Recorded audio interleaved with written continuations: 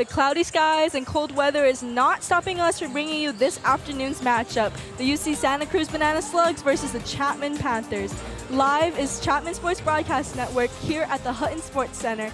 My name is Isabella Sevilla, and this is Zoe Franklin.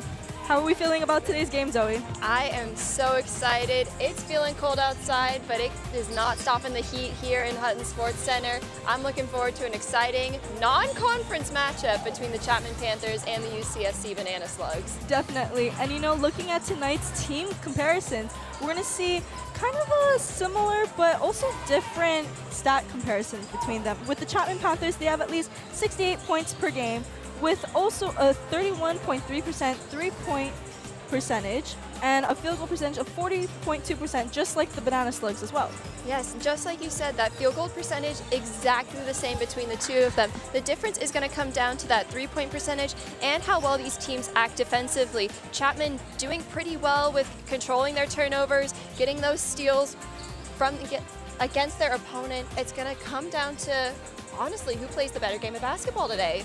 Definitely. And to tell us more about what to look forward to this afternoon's matchup is going to be our sideline reporter, Maddie, down by the court. Thanks, guys. Now I am down here for an exciting matchup between the UC Santa Cruz Banana Slugs and the Chapman Panthers. Now the Panthers did not have the best start to their season, didn't have necessarily a winning streak, but they are back and on what is being referred to as a revenge tour. So they are definitely hungry for a win. So I will send it back up for the booth and we will see how this will play out for the Chapman Panthers.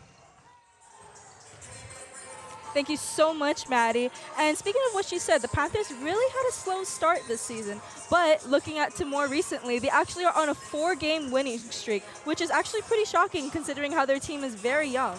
Exactly. We talk about experience versus new blood, and that's going to be something we see with the Santa Cruz Slugs and the Chapman Panthers.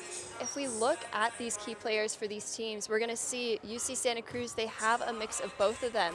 If we start with the UC Santa Cruz Banana Slugs, try saying that 5 times fast, I dare you. We're going to start with Amanda Insera, number 11. She plays at that forward position, a 5th-year senior, started her career back in 2019 before the dark ages. If we look at her season to season, she has been scoring just under 10 points per game. And looking at her three-point percentage, almost 43% from behind the arc. You wouldn't necessarily expect that from someone playing at that forward position with her height, but you would expect maybe those layup shots, those inside driving shots, but she really has been dangerous beyond the arc, scoring 4 for 7 from her last threes against the Laverne Leopards just yesterday, being a key factor in that game. So she brings the experience, but what about that new blood we were talking about? For that, we would look for guard Alyssa Jackson, listed as number 2, but today you might see her wearing number 15 out on the court. Alyssa Jackson from Westlake, California, in her first season with the UC Santa Cruz Banana Slugs, scoring just under 7 points per game and a little bit lower than you might expect for that three-point percentage, but she's really good with her timing and making those key shots. Against Whittier, she really had one of those driving shots that shifted the momentum for them, and though it was ultimately a loss, she really was a big factor in that game. Speaking of big factors in this game, we're going to be looking at 2 of some of the Panthers' youngest players on the roster. Starting off with guard number 23, Miley Nakaji. Miley Nakaji has at least 10 points, has a 10-point game average, point average, my apologies, with also a 38.5% field goal percentage. You know, as some of the youngest players on the Panthers team, and very guard dominated as well, the height difference and the speed difference is definitely going to be a big competition tonight between the Banana Slugs and the Panthers, but also along with some more of Nakaji's biggest influences is going to be a 3-point shooting percentage as well. And alongside with her is going to be number 33, McKenna Nital, top scorer and leading performer for the Panthers this season. Also one of the newest baby Panthers, I guess you could say, young blood as well, with an 11.6 point average this entire season. And yes, again, I will say it, she is the top performer for this team with a field goal percentage of also 35.8%, also beneficial in the 3-point percentages as well. Alongside these key players, we also have a few that are sitting out as well. Do you want to give them a little insight as to who's sitting out today? Yes, we have on this team, very young, as he easily mentioned, only 2 seniors, and one of them is sitting out. That is guard Zoe Zaraski. We've seen her all season be a big facilitator, senior presence, one of their top assisters. She is not playing in this game. She will be replaced in the starting lineup by another freshman, Shanna Brown, who's been the leading scorer the last 2 games for the Panthers.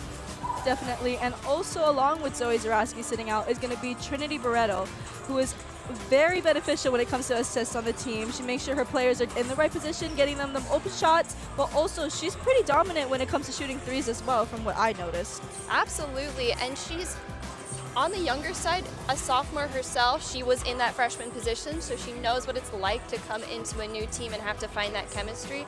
But she was someone who ascended really quickly and proved that she could lead her team. Even last year, we didn't really see much from Trinity Barreto. And this season, because she is one of the older players, we actually saw a lot from her this season. And honestly, I'm quite surprised because this is my first time coming back and commentating this school year. And last year, I actually commentated with Zoe as well. Exactly. 1 year to the day, February 4th, 2023. Izzy and I were right here in Hutton Sports Center commentating this exact same game. The only difference, Izzy's play-by-play today. I'm your color commentator. Flip it and reverse it, as Willy Wonka would say. But besides that, thank you guys so much for joining us on this Sunday afternoon. And I believe we're going to take a little bit of a break before we can get into the national anthem. Yes, we'll be right here with you all afternoon for the UC Santa Cruz Banana Slugs versus your Chapman Panthers.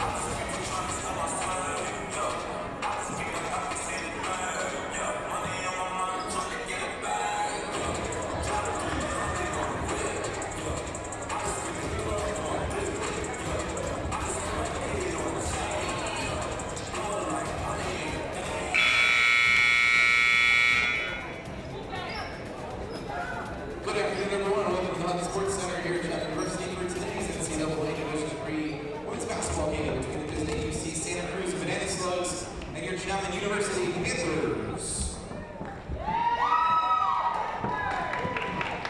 As this time, I see you please rise to your equal, move your hats. Let's win our country with the singing of our national anthem, performed today by Addison Dowley.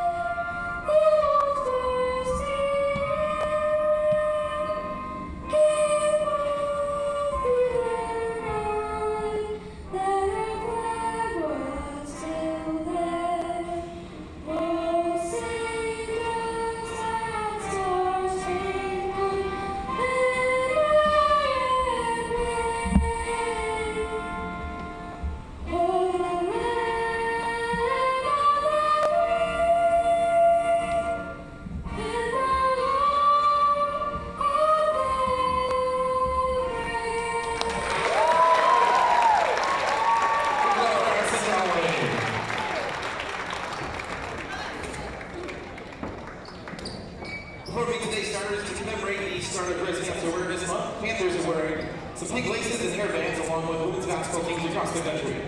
Every minute in the U.S., a woman is diagnosed with cancer, one mother, one daughter, one wife. Help us stop the clock of cancer, $1, one drug, and one life at a time. The Women's Basketball Coaches Association's charity of choice is the KEL Cancer Fund. As a result of her own 22-year battle with cancer, it was Olympic gold medal winning and Naismith Hall of Fame Coach KEL's vision to be a part of fighting cancer and fighting against cancer. You can join in the fight and give hope to a future without cancer by donating today at KEL, that's KAYYOW.com.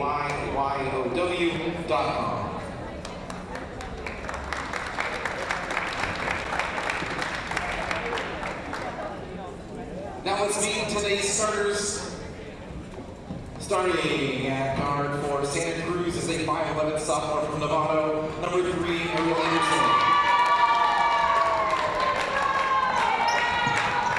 Starting at forward for Chapman's a 5'11" senior from Long Beach, number 5, Zoe Gonzalez.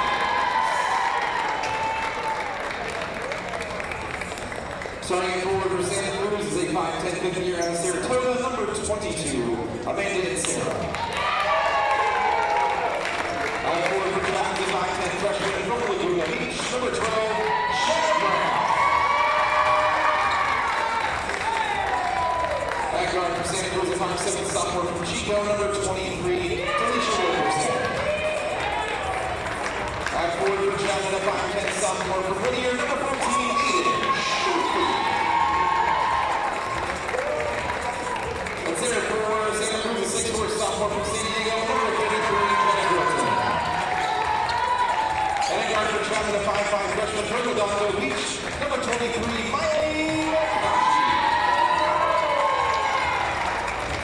At forward for the Slugs is a 6'1" first year from San Diego, number 44, Marcelino. And at guard for Chapman, a 5'10" freshman from Foster City, number 33, Megan. Head coach for the Slugs is Monica Armstrong, assisted by Delaney McCann and Jessica Taylor. Head coach for the Panthers is Eric Chu, assisted by Coach Mio, Coach Glenn, and Coach Ryan. Dance Johnny wins the NCAA for kids 40 to 85 visitors and spectators. Anyone to Chapman who causes that is here for research or comments or context. If you're moving the next, thank you for your cooperation and please enjoy the game. So much to Stephen Oveda for announcing those starting lineups. And just looking from the starters from today, it looks like Chapman Panthers are going to be going out with a little bit more height than usual. You know, we're pretty guard dominated on the Panthers roster, but it looks like they're starting with 2 forwards tonight. And I have to believe that has to do with the UC Santa Cruz height difference. You heard it. Stephen Oveda said Jenna Gorton, 6'4". The tallest player on the Chapman Panthers team, Zoe Mazaka, is number 5, standing at 5'11". That's a 5-inch height difference between your 2 tallest players. And it looks like the game is starting to set up. We're about to begin tip-off. Tipping off is going to be number 33 from the UC Santa Cruz Slugs. And also, it's going to be in the Panthers' possession for the beginning. Starting off at the top of the key, we're seeing McKenna Nitao and Miley Nakaji. Ball is staying on the outer shell of the three-point line. Coming in to Shanna Brown, attempt at a 3 shot, kind of short, but an offensive rebound yet again. Ball goes out to Nitao again. An attempt quite short, but Shanna Brown with the rebound once again.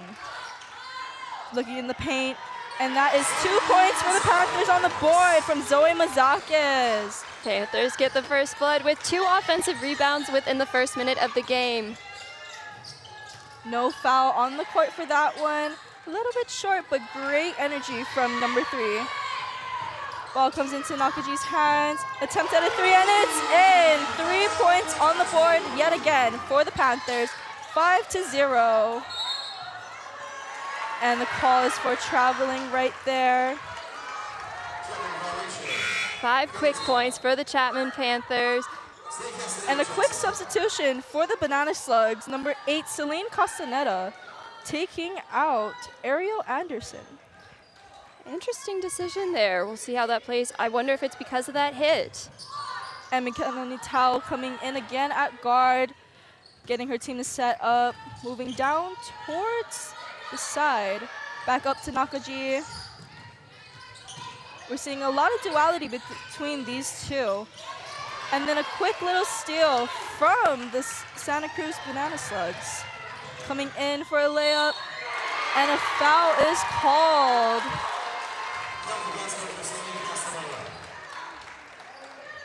That's going to be the second foul already for the Panthers. We've noticed that with the Panthers, sometimes running into foul trouble early. Their game against the Caltech Beavers here, they had 9 personal fouls before the end of the first half. So they're going to have to keep that in check if they want to keep this momentum going. And on the line for a 3-throw attempt was number 8, Celine Castaneda, who actually just subbed into the game as well. Deep pass into the key, into Shayna Brown. And then Itao for a 3 attempt, a mid-shot attempt, my apologies. Back out to Nakaji for a 3 attempt. Just barely came off that rim, and it is out of bounds. Going down, Banana Slugs ball. These Panthers playing on the outside, Nitao and Nakaji, the ones handling the ball mostly. Is that because of that inside presence, just with the height difference? Remains to be seen. And again, we saw great defensive action from number 23, Nakaji. And you know, the Panthers are really known for their defensive pressers. And you know, starting off pretty early, you can tell there's a little pressure that they're trying to add, keeping the score at 5-2. Ooh.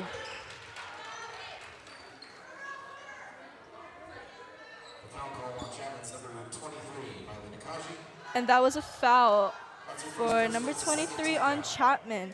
And looking at the starting lineups again, here's a reminder for the Chapman Panthers. We have Nakaji, 25, Layla Woods, Shayna Brown, my apologies, but also McKenna Nitao, who is definitely showing up at tonight's game as well. Absolutely.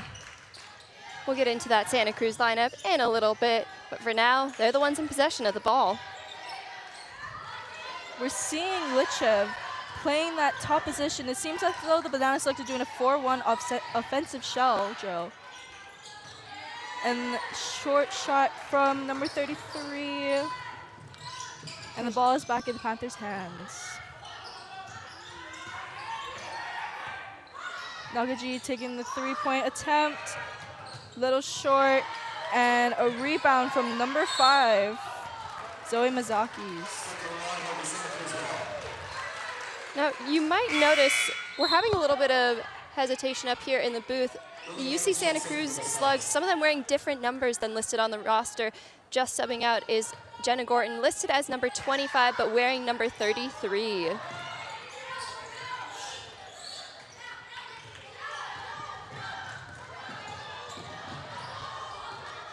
Ball is inbounded again, and we're seeing Lichev. And that is a 10-second violation. It's now Panthers ball. And we're also seeing Layla Wood subbing in right now for number 5 with the Panthers, Zoe Mazakis. To keep you in check, we're going to go with our starting lineup that we have here. Lily Hammonds, Alexa Lichev, Amanda Inseri, Ariel Anderson, who's already subbed out, and Talisha Wilkerson. Coming back on the court, we're seeing Shayna Brown with the ball. An attempt at a layup, quite short, but a defensive rebound from number 44 on the Banana Slugs as well. A 3-point attempt, quite short on that one. A little tussle down in the paint for that rebound, but the Panthers end up getting that possession. We're seeing Layla Woods in quite early. She's been off the bench for a majority of this season, coming off an injury, but whenever she does come in, she's very impactful, can really drive to the basket, but she didn't get a touch on the ball as it was stolen away. By number 22, Amanda and Sarah. And that was a 3-point shot by number 8 of the Banana Slugs, Celine Castaneda. Definitely showing up and showing out tonight. We talked about that fresh blood. First year for the Banana Slugs, already on the board. Little bit of a setback for the Panthers right there because it's going to go back into the Banana Slugs' hands. Seeing a few substitutions on the floor as well. We're going to see number 41 of the Panthers, Hannah Speaks, back in. And you know, Hannah Speaks is also one of the top players in the forwards that has a lot to do with the momentum of the Panthers. Absolutely, and you saw on the screen that three-point shot by Nakaji that gave them that 5 points, but right now all tied up 5-5. And that was a double dribble for Celine Castaneda. Looks like she's pretty upset about that call. And ball is being inbounded again by the Panthers.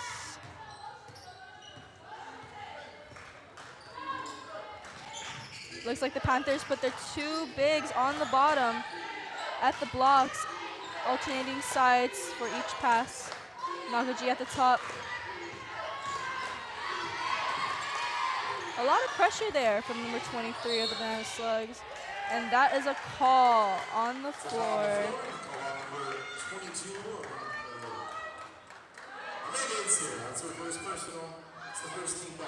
And that was a call on number 22, Amanda and Sarah. Ball is being inbounded. Makes it to Hannah Speaks at the top of the key. Into Layla Wood's hands. And a nice mid-range shot right there. Not quite in. That's her shot. Layla Woods loves that mid-range shot. She's quite good at it, so for her to miss it early on, nothing to worry about too much, but maybe that's something to worry about right there. And another 2 points on the board for the Banana Slugs by Lichev, and also a turnover for the Panthers.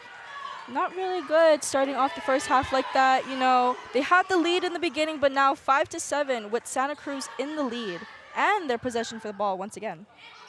Absolutely. The Chapman Panthers have struggled with their turnover rate, sometimes getting up to almost 20 turnovers in a game, but they have been really good with their steals. In their last game, 10 steals. Let's see if they can keep that going this game. And we see Castaneda with the ball again, and it is going to be in the hands of the Panthers now, where we are coming into our first media timeout, where we're going to take it down to our sideline reporter, Maddie.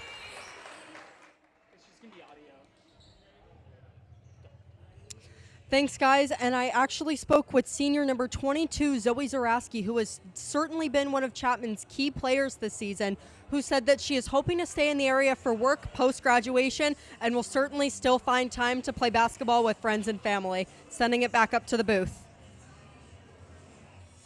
Thank you so much, Maddie, for that quick update. And looking at the first half, there's 4 minutes left in the quarter. How's the game looking to you so far, Zoe? It's going a little bit slower than you might expect. Some defensive plays. We see the Banana Slugs already with 2 steals to their name. Some miscommunication, though, on their part. We saw that pass with the screen, just bounce it right out of bounds. It's a little bit maybe dirtier than you might want to expect. Not dirty as in a sense of the players are being dirty, but not as clean.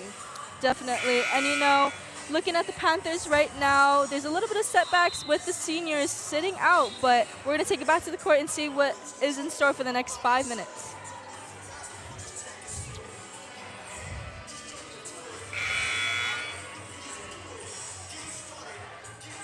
Let's talk about this lineup that we have out here. We have Layla Woods, Hannah Speaks, Shanna Brown, and we also have Kaylee Kahala. yes, and Kiara Liu. That was the name that was escaping me. Someone I didn't expect to see so early on. Normally comes off the bench, another freshman player. Can be really good at that guard spot, but not someone I've seen with Layla Woods and Shanna Brown at the same time as much. Definitely. And right now we just had a half-court violation, so the ball is going to be in the Banana Slugs' possession for this play. We're seeing an overhead pass into number 44, Lichev, and an overshot pass attempt to number 24, Lily Hammonds, who is actually 6 foot tall. And not their tallest player. See Kiara Liu at the top. Ooh, and a nice gamble by Lichev. Ball still stays in the Panthers' hands, taken out by Shayna Brown. I'm surprised to not see Shanna Brown on the board yet. I know it's early in this game, but as I mentioned, she's been their leading scorer the last 2 games and tied for the leading scorer in the game prior to that. 20 points, 17 points, 19 points. So far, 0 points. And a nice layup from Kaylee Kahala. That was the most beautiful play we've probably seen so far this afternoon. That was so beautiful, just sneaking right on the inside there. She definitely found that open lane. And right here we're seeing number 15 from the Banana Slugs with the ball, Alyssa Jackson. Into the hands of number 24, Lily Hammonds. And a 3-point attempt that is in and good by number 22, Amanda and Sarah. Nothing but net for Sarah. She's already hit 2 of her 3-point shots right there, and it isn't even the first quarter. Ooh, and another open lane for Kaylee Kahala. Look at that! It looks like Kiara Lil and Kaylee Kahala have that chemistry here this afternoon. Really beautiful plays. Chapman said, you have 3s, we have 2s. We'll see who does it better. And another three-point shot! Beautiful. And we're going to go into a timeout after that. Speechless. That hasn't even been 2 minutes yet. I know you can't see me at home, but my mouth is agape when someone just has a hot hand like that, like in Sarah. Back-to-back 3s. What can the Panthers do to increase their wing defense? You see here just clean shot, nothing but net right there. Super amazing. But when it comes to making sure that they don't get those 3-point shots right then and there, you know, they're pretty focused on the bigs that are in the paint right there. Yeah, maybe they're getting a little bit distracted by that height. You know, you can be intimidated, and maybe that's what they want with Sarah, just giving her that open shot. And your defense is going to come when it's already too late. Definitely. And just like the Willy Wonka reference from earlier, there's chocolate and there's chocolate, but these plays are just so sweet, guys. Ball goes up to Shayna Brown. And a nice layup by number 41, Hannah Speaks. It keeps going back and forth on the boards. Hopefully we're going to see another 3-point shot. Ooh, but maybe a steal instead? I'll take that. We see Nita with the ball. Cross-court pass to Shayna Brown for a 3. A little bit short, right off the rim. And the ball is going to be in possession to the Banana Slugs. But that was just some good hustle by Shanna Brown. Ball going out of bounds, her going out of bounds, tapping it right in perfect position, just couldn't convert on it. And we're seeing the Panthers back again with a defensive press into the hands of Ariel Anderson. Quick little fake. And a shot attempt by Lichev. Back into the Panthers' hands. McKenna Mattel into Kaylee Kahala again for a layup! 2 points added on the board. 13-13. Score's tied right now. A lot of fire. Oh, and then back into the hands of Alyssa. They got to get it. Anderson. Had to get it across the line. Didn't want another 10-second violation. And a missed layup by Lichev. Pass to Shayna Brown. Layla Woods. A little bit of contact there, but it was not called. Ball is going to stay with the Panthers. Something that we've been noticing, the Panthers, their last scores, they have been inside those layups. The Panthers right now out-rebounding the Banana Slugs 9-4, something you didn't expect to see with that height difference, but they're getting inside, they're hustling more. They have 4 offensive rebounds, and that's been a big factor to their comeback, tying it up. A little bit of a hesitation there, but ball is going to be called out of bounds once again, but staying in the possession of the Panthers. Panthers are getting a lot of second chance opportunities. They've had possession of the ball for longer. It's a thing of 3-pointers versus layup shots, more versus less. Which is more effective? Right now they both are. And we're seeing substitutions again. Zoe Mazakis and Aiden Sheffrey back on the court. Ball goes into Sheffrey's hands. Up to Mazakis. Sheffrey with the fake, an attempt at a mid-range. Not quite. And it is called again. Ball's going to go to the Banana Slugs.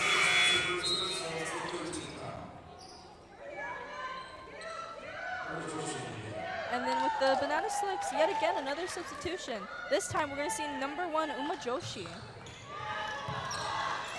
This is good for the Banana Slugs. In their last game, they only had an 8-player rotation. Your players tire out a lot quicker when you can't rotate as much. And a 3-point attempt from Alyssa Jackson. Not quite making it, but you know, with 13-13, there's still a little bit of potential to see that fire reaction we saw earlier too. Absolutely, and with Jackson, you don't want her to really catch fire. We see her 3-point percentage lower this season, but if she catches fire, then we saw what happened with Insera, just back to back to back. And speaking of Insera, Insera is subbed back into the game. 1:30 left on the clock. Uma Joshi with a reverse, and it's in! Ooh. A beautiful reverse layup. Not even a minute in the game, and she made 2 points right off the bat. That was beautiful, some acrobatics right there. We see Sherfy with the ball at the top of the key, back into Nitao's hands. Quick rotation to spin move, and 2 points on the board again. It is a back and forth game, ladies and gentlemen. Oh, so close. Overshot. A lot of defensive pressure. We're seeing some traps from the Panthers, and you can tell that they feel a little defensive about that big pressure, and now another foul on the board. That was an offensive foul. A great maneuver by Mazakis, planting her feet. She knew that shot was coming, taking the body. Mazakis was injured a lot last season. You see the knee brace on her right knee, and just look at that, perfectly in place. No way that call wasn't getting called. Back on the court, we see Shayna Brown with the ball yet again, back into Nitao's hands. And a beautiful layup from McKenna Nitao, bringing the score 17-15, 15 seconds left on the clock for this first quarter. A lot of defensive pressure in this press. Ball makes it halfway, but it is called on the Panthers, number 14, Aiden Sherfrey. Looks like though she just lost a little bit of balance, wrong place, wrong time. As opposed to Mazakis, right place, right time on the previous play. But the Panthers really upping their full court press and having that pressure on the offense before they even can cross the line. And an interesting substitution with only about 7 seconds left on the clock. We're going to see the UC Santa Cruz coach, Monica Armstrong, subbing in Celine Castaneda for this last 7 seconds. Perhaps they just want to be tighter up going into the second quarter. I mean, there is an advantage to having that, just that morale of being up or tied, but let's see if it was the right call for them. Just a little bit of a delay while we get some sweat wiped off from the floor. Kind of disgusting, but safety first. Safety first. We'll jam along to Miley Cyrus while we wait. You know, you got the sour and the sweet. Having a lot of candy references here. It is lunchtime after all. Very true, very true.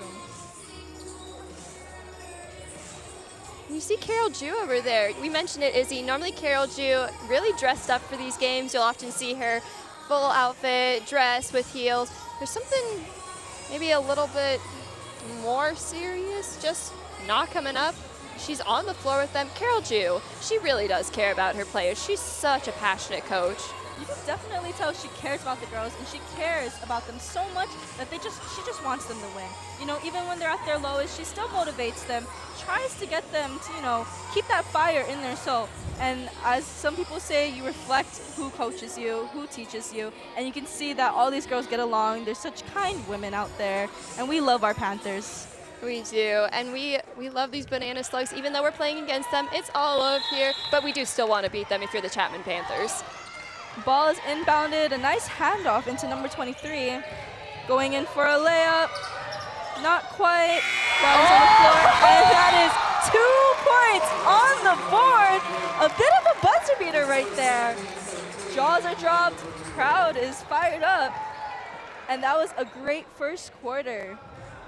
That is number 25/33, depending on where you're looking. Jenna Gorton, we talked about her height, that 6'4", listed height, that wingspan, much bigger than that of someone maybe 5'5", and it paid off there, and we're all tied up. 17-17. Definitely not what I was expecting to happen this game. I don't know about you, Zoe, but what were some things you were looking forward to in this game? I was really looking forward to the battle of the inside, and we definitely saw that, but not the victor that I thought of. The Panthers having those inside plays, those layups. I mean, what more could you ask for? And reflecting on this quarter, we're going to see some replays from the first quarter.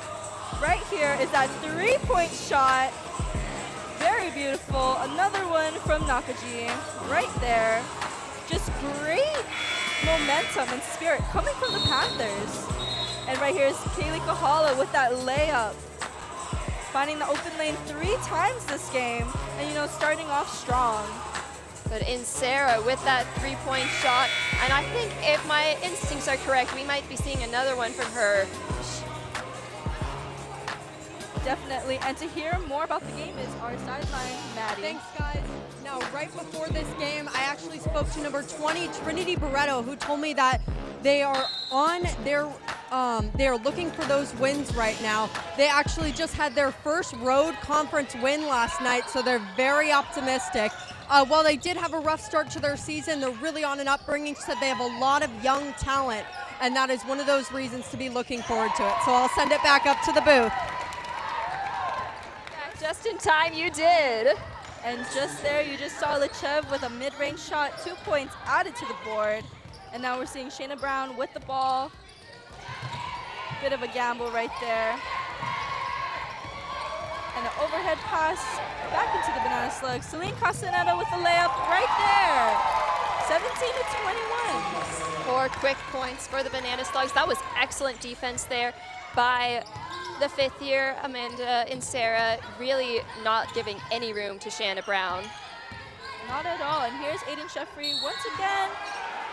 A foul called on the Banana Slugs. That's going to result in her on the line.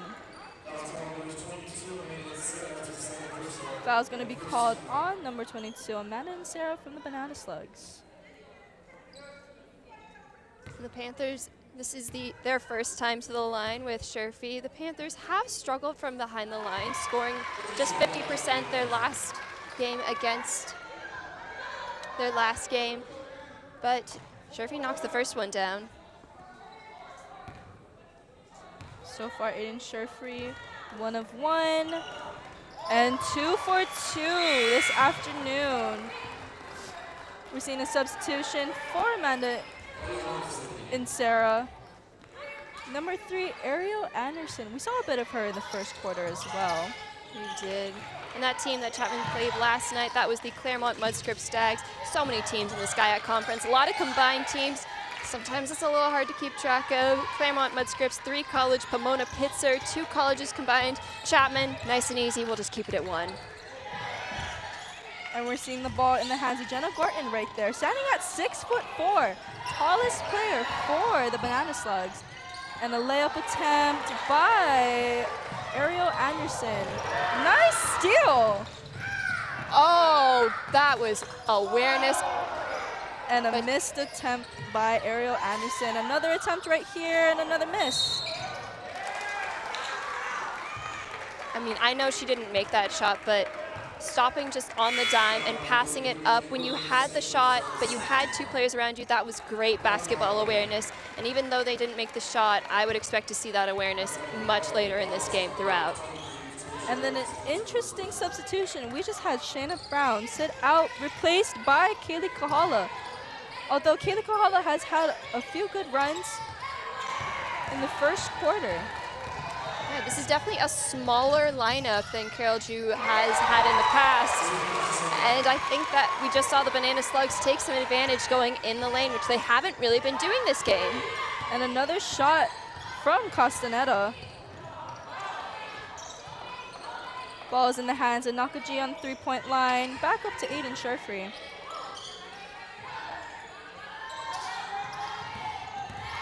Utah with a drive attempt. Sherfree, Kahala, and Nakaji with a 3. Not quite. Injury on the floor. Looks like we have number 33, Jenna Gorton, down. Slowly getting up. But in the meantime, how is the second quarter looking for you so far, Zoe? The momentum's getting a little slow, but it's kind of picking up at the same time. We kind of saw this in the first quarter. The Chapman Panthers were the first ones to score, had that 5-point lead. Then the UC Santa Cruz Banana Slugs came up, took it from them, had the lead. The only difference this time, the Panthers scoring just 2 points, the Banana Slugs scoring 6. And the Panthers back again with that defense. Ball goes out to number 24, a little bit short. And yet again, Anderson with the ball. Also seen just now, we're gonna have substitutions of Hannah Speaks and Layla Woods in. I think that was a smart decision by Coach Ju, just have a little bit more power in that. Layla Woods, standing at 5'10", looks shorter in comparison to someone who might be 6'1", but still the height really does help when you're the smaller team. And not only that, Layla Woods is very physical in the paint. Even defensively, you know, she keeps her distance, but she still makes sure that she is in the help position whenever her teammates need it. Just like that, she picks up the ball. Exactly. Layla Woods, coming off that injury, as we mentioned previously, she's finally gotten back to playing over 20 minutes per game. So I expect to see her more. And that is a jump ball. Ball is going to stay with the Panthers. A little bit of a physical battle between Anderson and Woods right there. Yeah, we saw Woods trying to just walk it off, trying to stay cool, kind of bumped into one of the UC Santa Cruz Banana Slugs. But we see that physicality. She was not going to give up that ball. Some quick cuts by the Panthers into Woods. Shot attempt, not quite, but a foul is going to be called.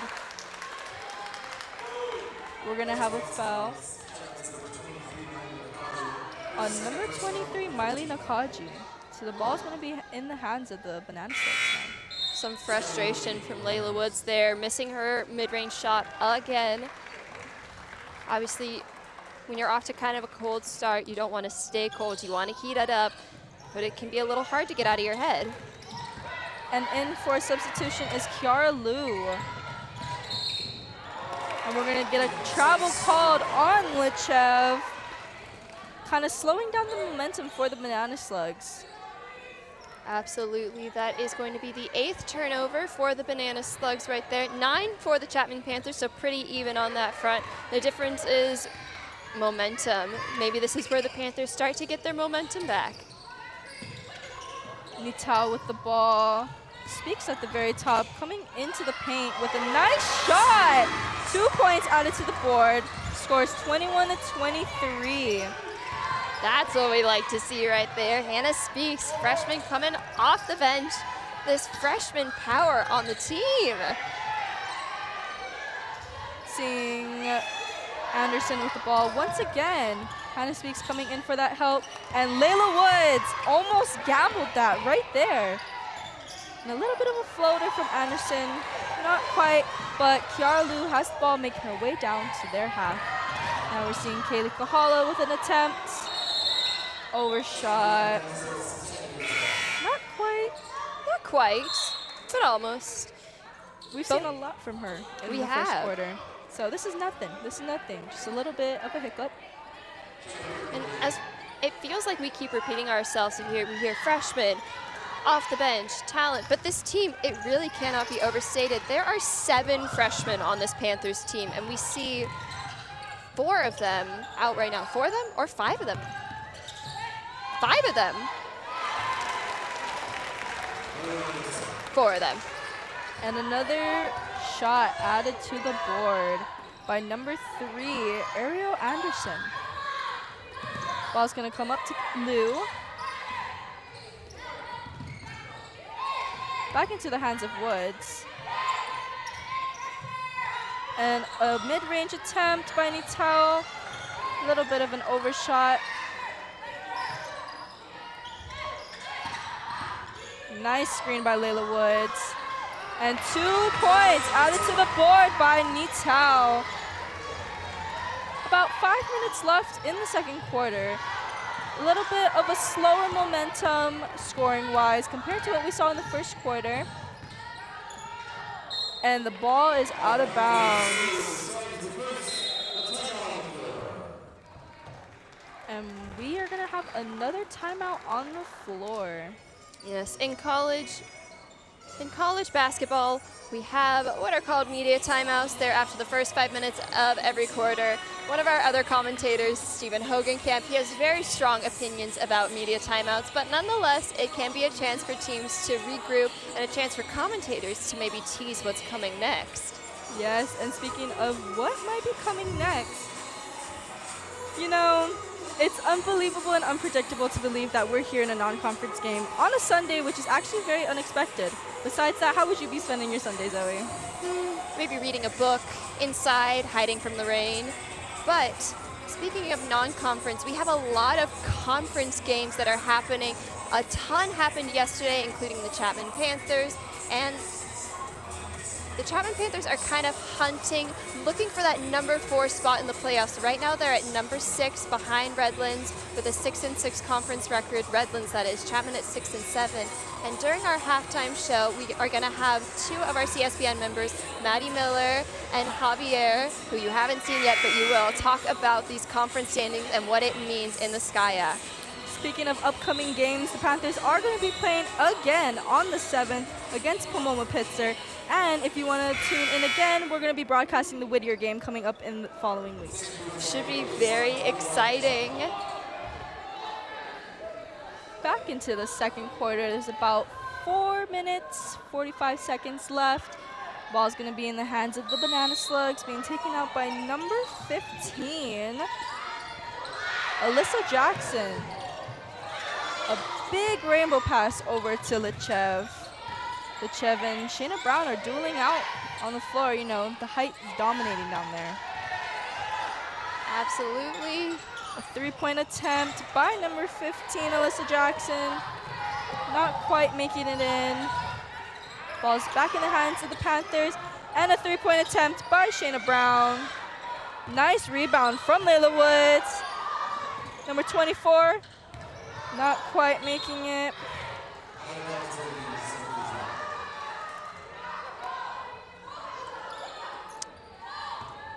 Was it 24 or 21?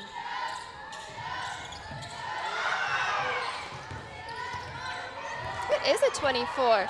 Well, these basketball players trying to trick us up here. Maybe they heard of the commentator's curse. They don't want us talking about them.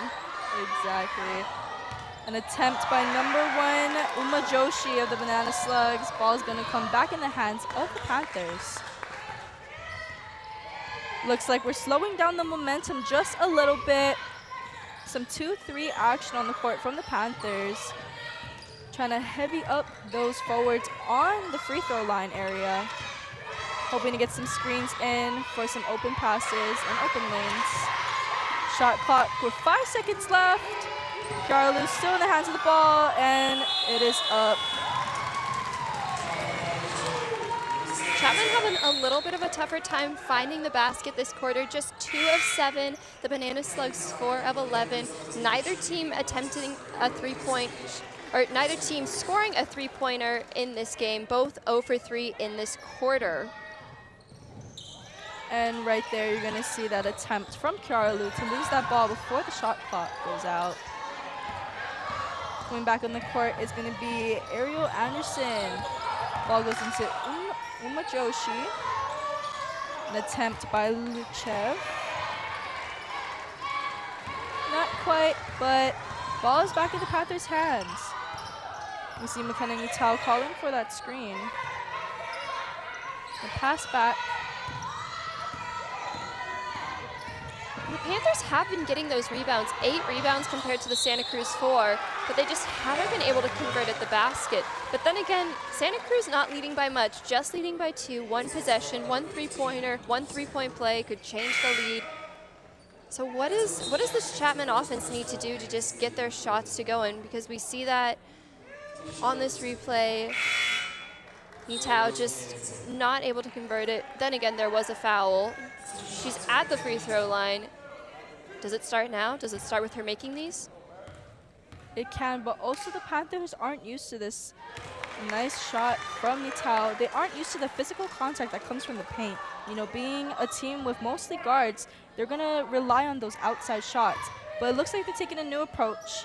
Even though the Banana Slugs have the advantage at height and defensive plays in the paint, it's just going to be a battle between whether they can fight through that or they're going to stick outside mid-range to 3 points.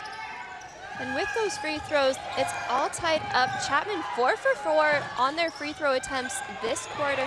Something we haven't seen from them, shooting about 50% from the line in their last game. But today, in this quarter, 100%. You see the ball in the hands. Outside in that key. On the inside to Gorton. Gorton passes it to Lechev. Lechev hanging onto it. And out of bounds. Chapman once again having possession of the ball.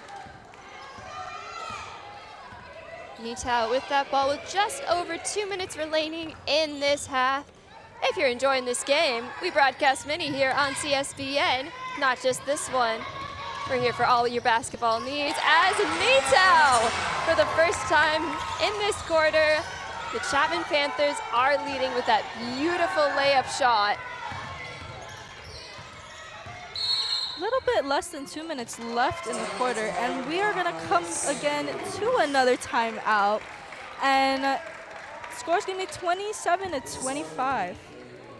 And you know, looking at the scoreboard, it's also a few fouls on the board as well. Most of them coming from Amanda and Sarah, which is actually one of our key players for today's game. I mean, I was expecting physicality from Amanda. She's a 5th-year player. She's been here before. She knows how to do this. She knows her shot. I don't think she was expecting to have to go inside as much. For being a forward player, she really likes being on that outside wing. Definitely. And you know, coming into the remaining 2 minutes of the second quarter, we're going to see if there's going to be a bit of a kick up in the momentum, hopefully bringing the score drastically a bit different. You know, 27-25 is probably not where the Panthers expected to be at right now. You know, sitting number 6 in the conference, playing against a non-conference team, Santa Cruz Bananas. You'd think they'd want to keep a little bit more of a gap between the scores, but absolutely. And the Banana Slugs have experience beating people in the SCIAC. Yesterday, yes, just yesterday, they played the Laverne Leopards, beating them 70-65 with some late game runs. They were down 8-17 at the beginning of that game, so they know a thing or two about beating. Ooh, as Aiden Scherfy gets a hard hit, but able to come up with the help of her teammates.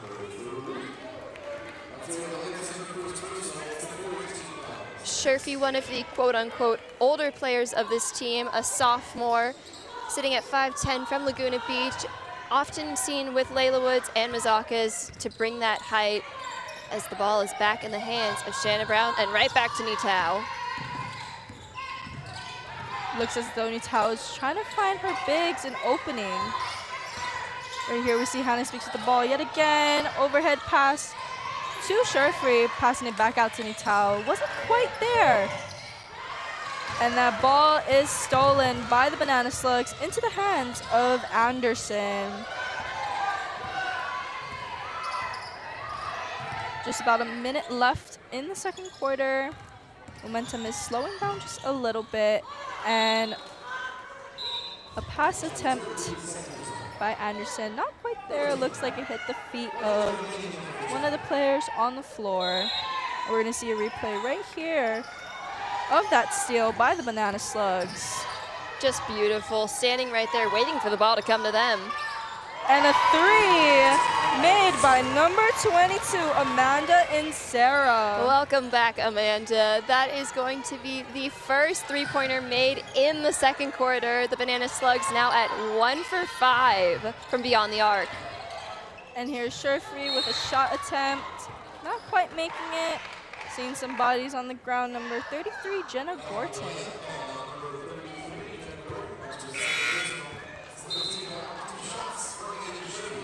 Another foul called. We talked about Carol Ju and how much she cares about this team. We can see her almost coming up to the half-court line, just wanting her players. She knows they have the capacity for greatness, and she just wants to bring it out of them. And with 35 seconds left on the clock and Aiden Sherfree at the line, the Banana Slugs now have 5 fouls, leading Chapman to be in the bonus right now. Definitely wanting to make sure they don't foul the rest of the quarter because they are up by 1 point. And 2 misses for Sherfree, very uncharacteristic for Sherfree. She's one of the top free throw scorers in this league, normally averaging around 80%. So those 2 misses, very uncharacteristic for her. And right there, we just saw Shayna Brown getting a foul called on her. Ball is now gonna be into the hands of the Banana Slugs, slowing down the momentum for the Panthers, but with their defensive motivation, are they gonna be able to get that ball back into their possession, ending off the quarter strong? I know they sure hope so.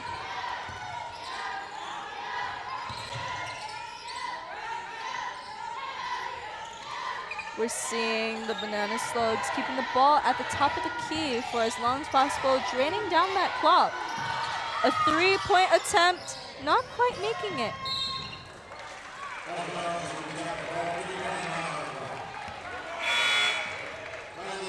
Just under 4 seconds on the clock. The Panthers will get the ball. They're going to have to come up with something fast. We saw the Caltech Beavers, when they came here, a 3-point shot, kind of flung it in the air. Can the Panthers do the same? Shayna Brown. And it's not quite in. So close, just off the rim. That was a really great second quarter of the game. And, you know, with the score being that close, 27-28, we're definitely getting a little bit of an unexpected vibe from the Panthers. We are. It's getting a little feisty in here. You might expect a Panther to just eat a Banana Slug, but the Banana Slug not making it easy for them, kind of slithering away, finding those open spots. And Amanda and Sarah, 4 3-pointers just in the first half. What do we think about that? I mean, that's how many she had in her last game, and she has it already now. Definitely a bit of a shaky start for Amanda and Sarah, you know. With 5 fouls on the board from the Banana Slugs in the first half, 3 of them are actually coming from Sarah herself. A little bit of a shock from there, but she is making it up with her shot attempts and defensive power on the floor. Exactly. If she does keep those fouls up, she is going to be in trouble. But let's look at these highlights here.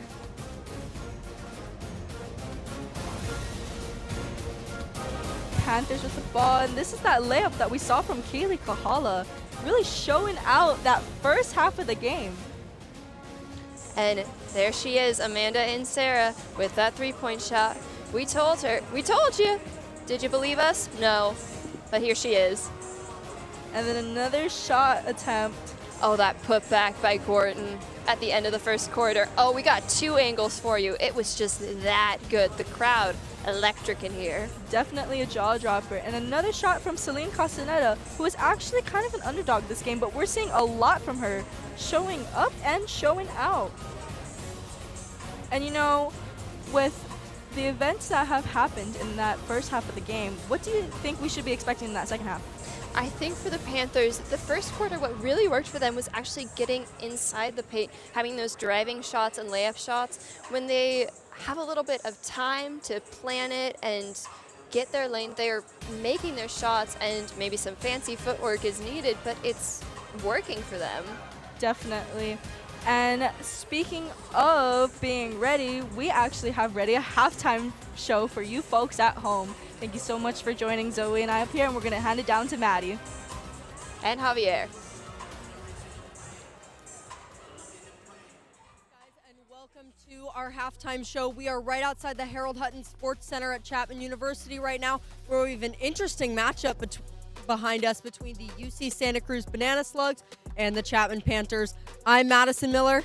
I'm Javier Serrano. And today we will be running through the SCIAC playoff standings as well as potential scenarios. Yeah, and before we begin, I just want to say that this game is a non-conference game, so it's not going to count towards the record, but this is a game that Chapman should want to win. It could be a momentum shifter. It could be really a win that can carry them throughout the rest of the season and help them finish strong. So just to clarify, non-conference game, but this is a really important game for Chapman, though. Absolutely. And with our SCIAC SkyAx standings as of current. We have a bunch of different teams in the rankings right now. Who do we see making the playoffs? Yeah, so right now the top 4 teams, they're all really close in records, so it can go either way. But the top 4 teams are Cal Lutheran, Laverne, Occidental, and Whittier. So Cal Lutheran, Occidental, they're the 2 best offensive teams in the league. Whittier is the best defensive team in the league, and Laverne is the best rebounding team in the league. So they all have their different strengths. And right now, those are the top 4 teams right now. Right, and if we had to pick a front runner today based off today's standings, who would it be? They're all unique in their own ways, but if I had to pick one, I'm going to say Occidental versus Cal Lutheran. I think Cal Lutheran's offense is really unstoppable at this point. I don't see a team stopping them, especially for the rest of the season. They shoot a lot of threes. They push the pace well. And as for the other team that I mentioned, Occidental, they have the best player in the league, Tony Thompson, #1 in scoring and #2 in rebounding. So those are the 2 teams that I think they have the best shot of making it really far. And then we have those 3 teams that are not in the top 4, but kind of in the gray area. We have Redlands, Chapman, and Caltech. Which of those do we see potentially creeping into the playoffs? So on the first team, I think this is the team that has the best opportunity, if there is an opportunity. The Redlands, they have a really good offense. Last time I checked, they were #5 in the league in points per game scored. One of the things they struggle with is 3-point shooting. They don't really shoot a lot of threes. They struggle with their 3-point percentage as well. Last time I checked, they only made like around 3.4 threes per game. And they have the winning record as well, whereas Caltech and Chapman, they don't. So on the Redlands, they have the best opportunity of making it far. Right, and what about Caltech? Yeah, well, Caltech, one of the things that Caltech struggle with throughout the season is they've really been inconsistent. They haven't found a groove at all, especially on the offensive end. They're one of the worst teams when it comes to offense. They like to shoot the three ball, but they haven't hit them at the clip that they would like to. They only score around like above 60 points per game, which doesn't put them that high. So that's something that they really need to focus on if they want to make it into the playoffs. So yeah. Right, and Javier, what are Chapman's biggest strengths then? And what do they have to look forward to, and what do they have to do in these next 3 games? Yeah, so, as we see right now, is Chapman versus UCSC. And one of the things Chapman really love to do, they love to push the ball around. They really play with a sense of urgency. They want to find guys in the right position as well. Layla Woods, she's great at posting up and getting the ball in the paint. So that's something that they've really been doing well. Is playmaking, facilitating the ball. They're also good at stealing the ball as well. They're one of the best teams when it comes to steals per game. So I think Chapman's strengths is really on the offensive end. Something that they need to work on, though, is defensively. They need to get more rebounds. They need to block more shots. And I expect them to really tighten themselves up on the defensive end. Absolutely. And then we have our last 2 teams, of course, Pomona-Pitzer and CMS. What do those teams have to look forward to, considering they're not going to be making the playoffs this season? So, like you said, they're not going to make it into the playoffs, so there's that sense of pressure doesn't exist for these 2 teams. Instead, my suggestion is to develop the young talent that you have, especially if you're Pomona, you're 0-11. You don't want to be like the 2008 Detroit Lions. You don't want to have an 0-16 season. So hopefully one of these games they can pull off the upset, and they can really work on developing those young talents. Same thing with CMS as well. But like you said, they're not going to make the playoffs. We have 3 teams in the hunt: Chapman, Caltech, and the Redlands. So we should see how this plays out for the next few games that we have left.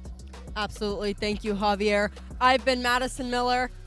I'm Javier Serrano. And we will see you after the game courtside, where we'll be having a couple of appearances from players, and we will see you then. And we'll take it back to our commentators and play-by-play announcer.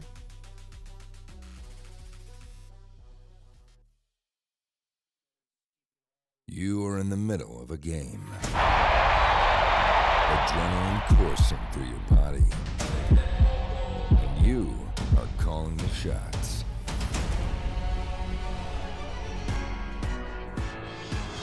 Feel the power as you control the game's narrative. From commentator to camera virtuoso, replay wizard to unyielding director. There is no better experience than being in the moment. Challenge your limits and embrace the electrifying rush that comes with the crowd's roar. You never know the epic plays you will capture and the masterpiece you could make. You could be an amateur learning on the fly or a pro wanting to expand your skills. You will always fit in.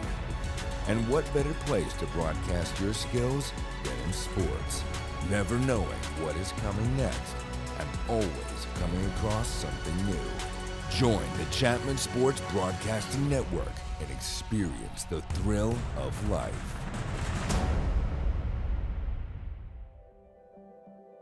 Proportion to me is the lived experience. This is survival. Gotta treat every move like the final. One by a mile. Nobody believe it, they all in denial. Hey, look at me, look at me. Still in the show, that's the crook in me. They want me gone with the hook in me. Asking why is he here like I shouldn't be. I've been on grind since Auto. 10,000 hours the motto. They see the bag is coming out and flocking to me like I won the lotto. Dancing with the devil, there's no recital. I'm killing competition, ain't no revival. I shoot it to kill it, I'm aiming for vitals. I'm showing no mercy when facing my rivals. Snakes in the grass, they getting exposed. I know they be lurking, I'm watching them close. Acting like friends, but really they foes. Saw they be scheming and said adios.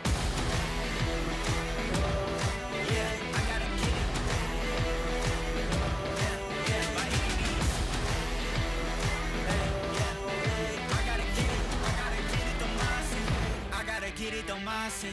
Ay, back with a vengeance, back on the grinds, back to the business. Ay, God is my witness, they watching my moves like shows they binging. Ay, best keep distance, all of my haters send best of wishes. I get to the bag with the quickness, no I don't need no assistance. No, yeah, no playing it safe. I said let's get it, you say not today. What can I say? You ain't gon' go for it, get out the way. Yeah, got no time to waste. Can't be with me if you're not at my pace. You're not at my level, you're not in my race. One foot on the gas, I'm pushing the brakes. Dancing with the devil, there's no recital. I'm killing competition, ain't no revival. I shoot it to kill it, I'm aiming for vitals. I'm showing no mercy when facing my rivals. Snakes in the grass, they getting exposed. I know they be lurking, I'm watching them close. Acting like friends, but really they foes. Saw they be scheming and said adios. Yeah, I gotta get it.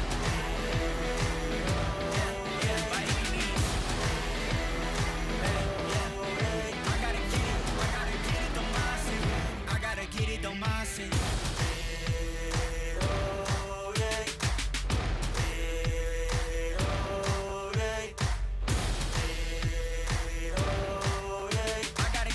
I gotta get it, don't mindset. I gotta get it, don't mindset.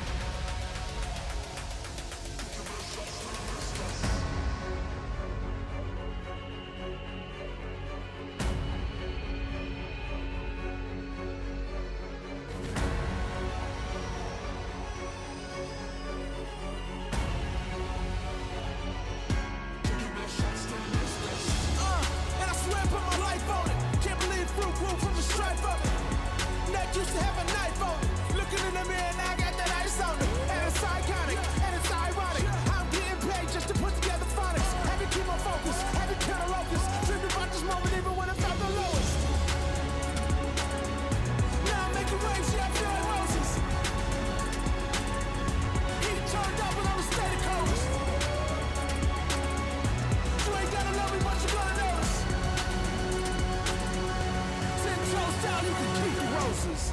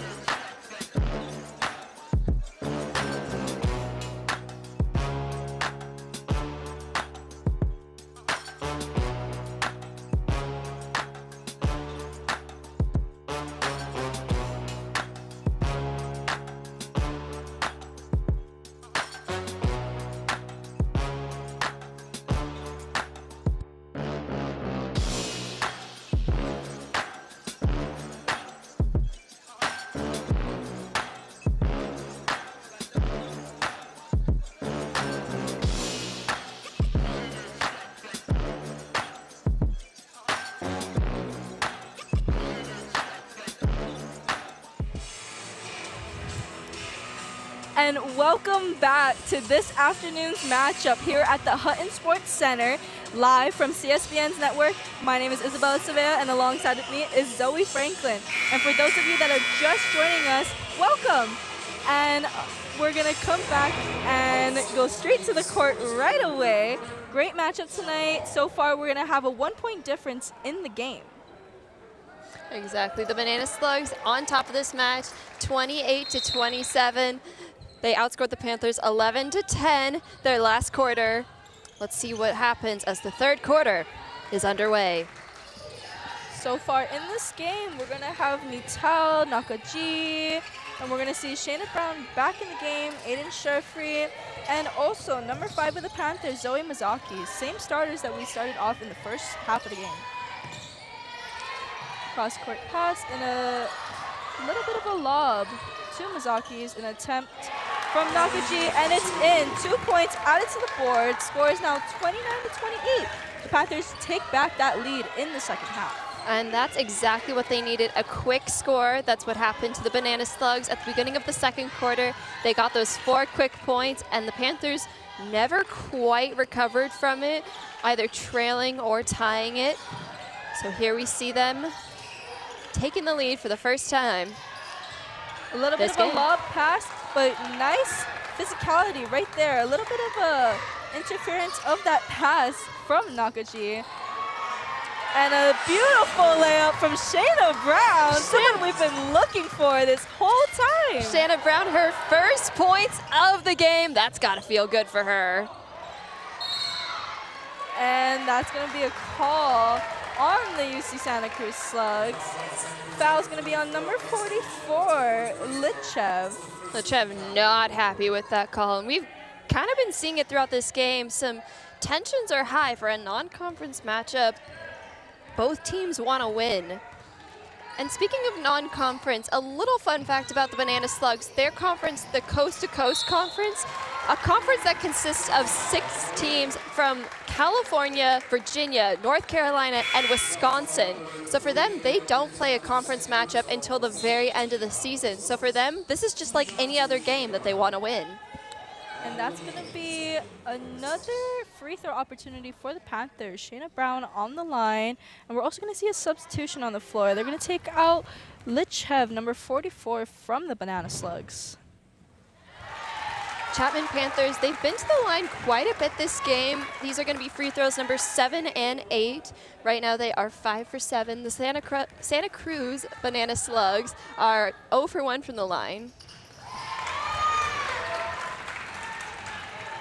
Score is now 28-33, a big jump difference. At least 5 to 8 points from the Panthers in the first half.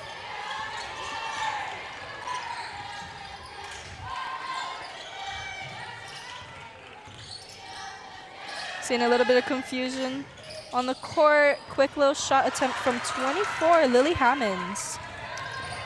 And that was Nita with the rebound. Ball back in the hands of the Panthers. And Shanna Brown with 6 points to start this half. She had 0 points. And another one! Back to back to back. That is Shayna Brown, number 12 from the Chapman Panthers. Hopefully we can get a replay of that because that was the most beautiful thing we've ever seen. Shanna Brown.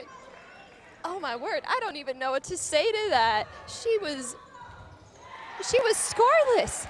And here she is leading the Panthers at the start of the third quarter with just 2 minutes of play. I can't even believe it. We are speechless in the booth over here, but we definitely saw a lot of action in the paint. We saw a couple of passes going back and forth, and you know, Shayna Brown just happened to be in the right place at the right time, taking Layla Wood's go-to shooting spot as well.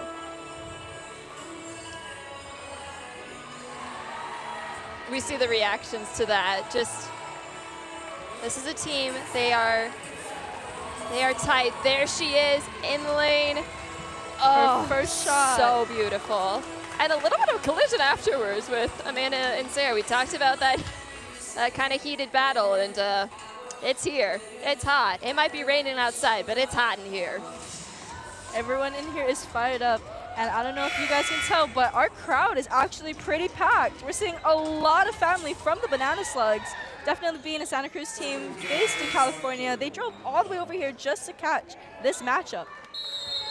And it makes sense. They were here not just for one game, but for 2 games against Laverne just the other day, as we mentioned a little bit earlier in this broadcast.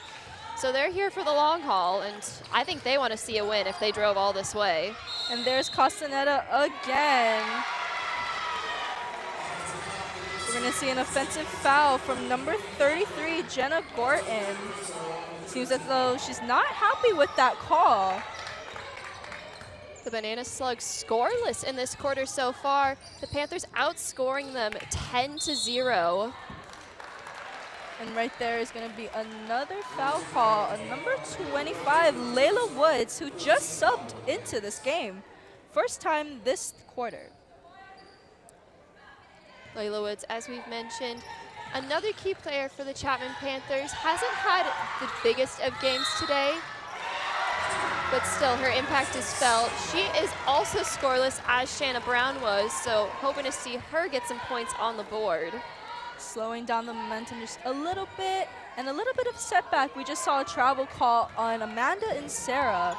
Definitely not wanting to get that call with being in a 9-point difference right now. Any possession is a good possession. And that was an attempt from Sherfree. Ball is now back in the hands of the Banana Slugs. Celine Castaneda doing a cross-court pass. And a 3-point from number 22, Amanda and Sarah. She's definitely bringing it back. She got that call on her for travel, but she's making it up with those points on the board. That was her 5th made free throw of the game. She is 5 for 5 from beyond the arc. And here again, we're seeing Castaneda with the ball and a layup. An additional 2 points added to the board, closing off that gap between the Panthers and the Banana Slugs. Just like that, it becomes a 2-possession game, and Chapman's gonna have to kick it up a little bit. And a great gamble from Insera. Just in the past 45 seconds, we're seeing a lot from her right now. And Sarah, we talked about her 3-point shooting. We've talked about her defense. We haven't talked about her hustle. She was there. She almost got that steal, and she broke up that momentum. Going to make the Panthers regroup, as it's going to be Nitao with the ball at the top of the key, trying to get things to keep going for the Chapman Panthers. Her shot landed right in the hands of Kylie Kahala and just bounced right out of her hands. You could see her kind of grabbing it like she couldn't believe it happened, that she dropped it. We're going to see Anderson with the ball, inbounding it. Banana Slugs having to get back over the line. We saw the Panthers earlier with that full court press, with that pressure, and it was really effective. They've eased off that, maybe trying to conserve some energy here, but the Banana Slugs not slowing down anytime soon. And out of bounds from the hands of Celine Castaneda. Ball's going to go back into the Panthers' possession. Mitao bringing it down. We're seeing both Woods and Hannah Speaks on the bottom. Hannah Speaks back on the top of the key. One-on-one with Gorton, and a layup attempt right there. Ball's going to go back to the Banana Slugs in that one. You can definitely tell Layla Woods is a bit shaken up by that. You know, it's definitely a lot of defensive pressure coming from Gorton, being 6'4". And we can see that just in those attempts, remain scoreless throughout.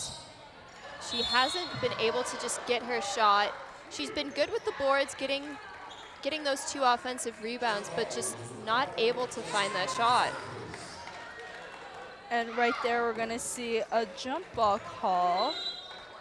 Ball is now going to be for the Banana Slugs, lobbed in to number 22 in Serrera.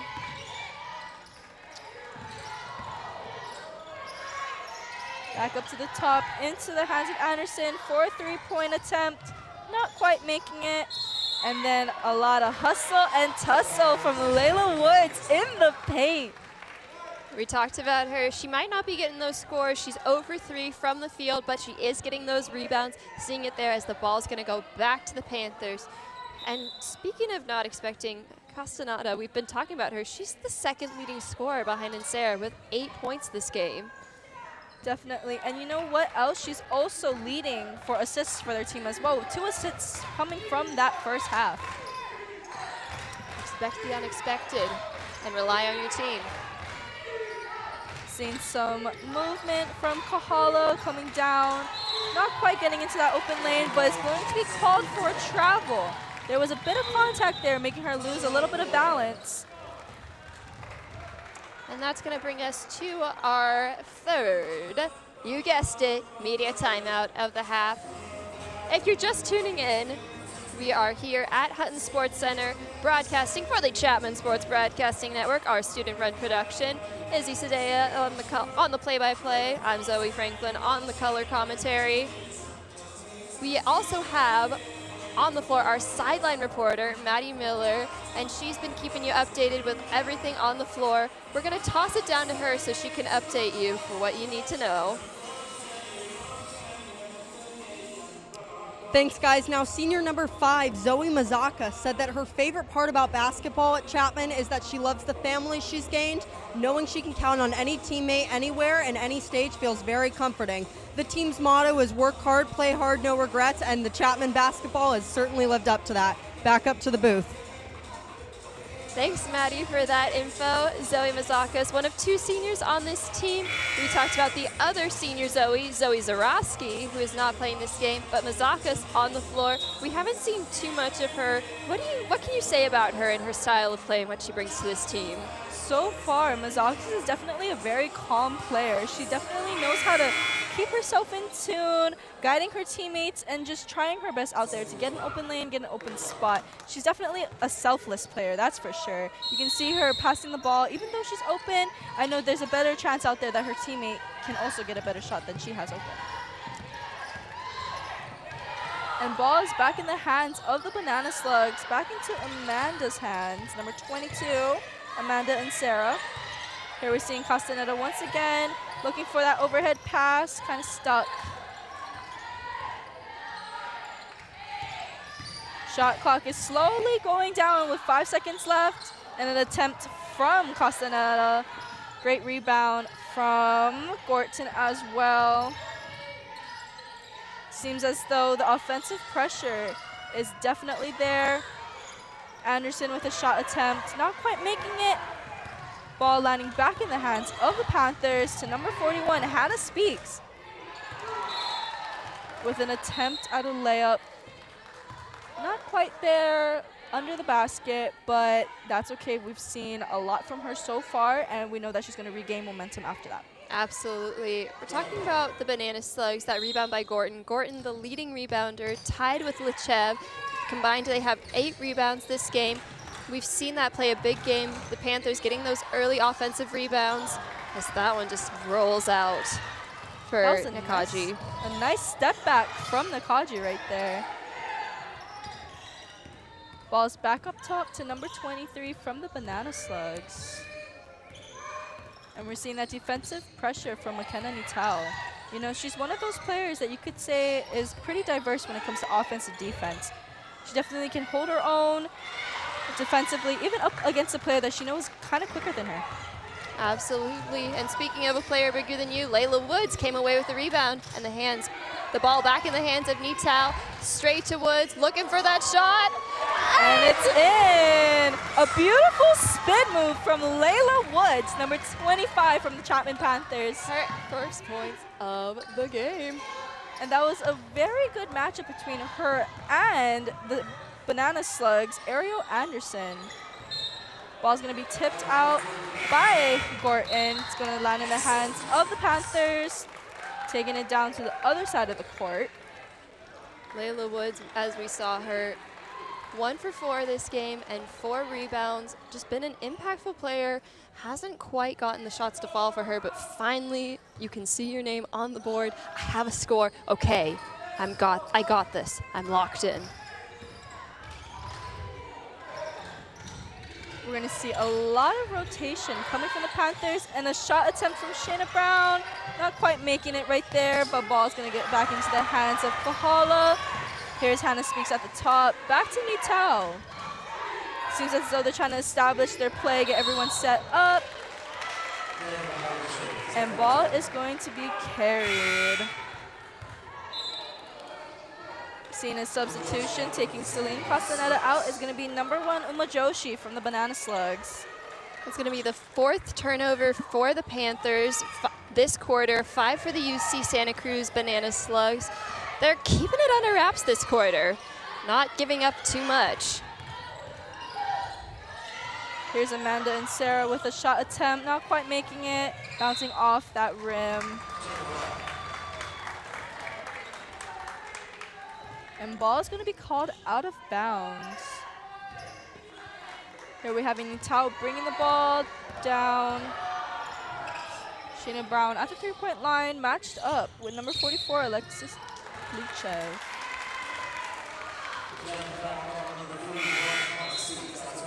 And we're going to have a foul called, offensive foul on Hannah Speaks, who is going to be subbed out by Layla Woods. Hannah Speaks having a pretty good game. She's 2 for 3 from the line with 4 points. She has 2 rebounds. Definitely proving she is a worthy player off the bench, just adding to this rotation. And some action in the paint. We thought it was going to be some of our bigs down there, our forwards, but we saw McKenna Nitao in the action over there. A little bit of a pancake situation on there. Plop, yeah. plop, plop. Better than a waffle situation or a double-decker. Have we mentioned it's lunchtime? And there's Amanda and Sarah with the ball, passing it over to Lechev with an attempt shot, not quite making it. And Nitao back with the ball. Quick pass to Kahala, who is actually going to have her feet on the sideline. Out of bounds. Ball's going to go back to the Banana Slugs. The Banana Slugs 1 for 5 from the 3-point line. The Chapman Panthers 0 for 1, and yet they have outscored the Banana Slugs this quarter 12-5. And ball is going to go out of bounds once again, staying in the hands of the Banana Slugs. We just saw a quick substitution between Nakaji and Nitao. Seems as though Nakaji is going to come back into the game. 2 guards, 3 forwards for the Panthers. Definitely stacking it up down there with that matchup. And ball is inbounded. An attempt at a handoff, not quite making it. You saw Shanna Brown reaching for it through the legs of Hammonds, but it ends up in the hands of Nitao instead. Luckily, she was not called for a foul there. No, it could have been. And then momentum, right back the other way. And yet another lob pass going into the paint. Looks like it kind of hit Shayna Brown in the face, but remember how we were talking a little bit earlier, how this wasn't a clean game? I think we're seeing that a little bit more. There's some heat coming off of these players, some intensity here. Definitely, but what comes with intensity and some heat and some dirty plays is going to be a great matchup tonight. Score is still close, 39-33. And another shot attempt from Layla Woods right there, not quite making it.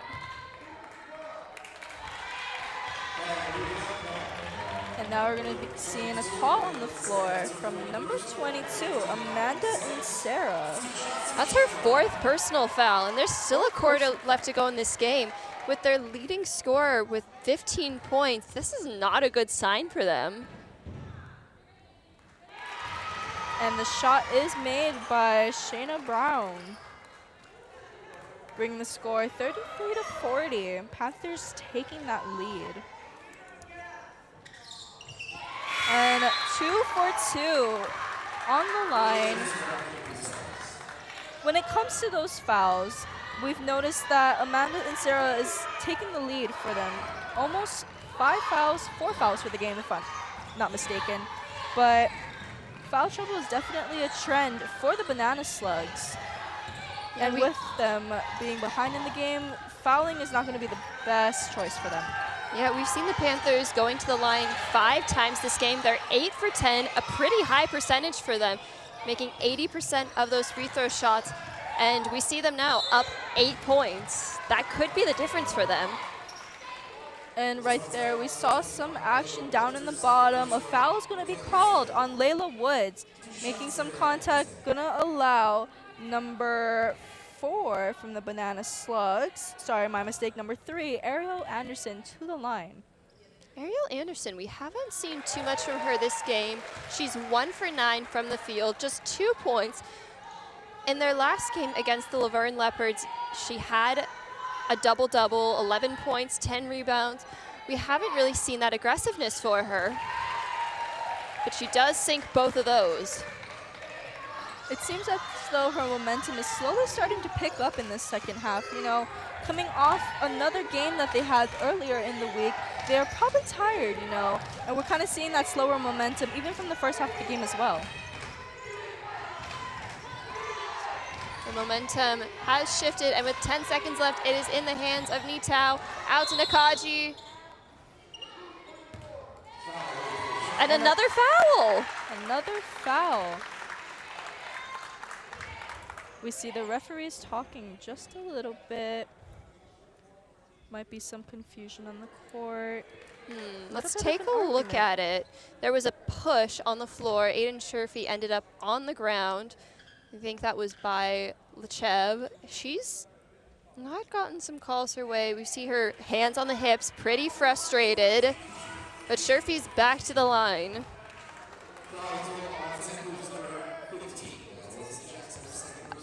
And my mistake, that was actually on Alyssa Jackson, one of our key players of this game. We haven't mentioned her too much this game either. Kind of having a quiet game here too. 0 for 2 with those 2 personal fouls.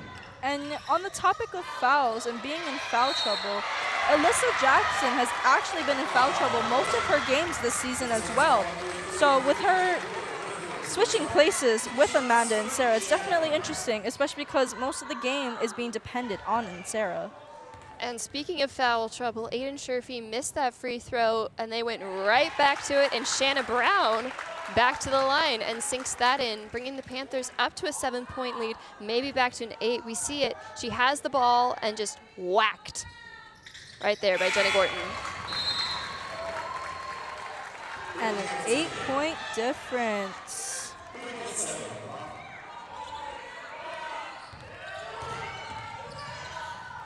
And we're going to see a half-court shot attempt by number 15, Alyssa Jackson.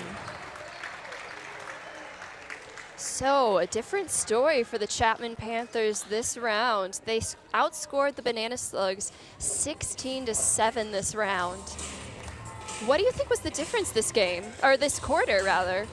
Definitely that break in between the game had brought the momentum up just a little bit, but not too much. But speaking of momentum, the Sky Conference is keeping that momentum, shooting out more games this week.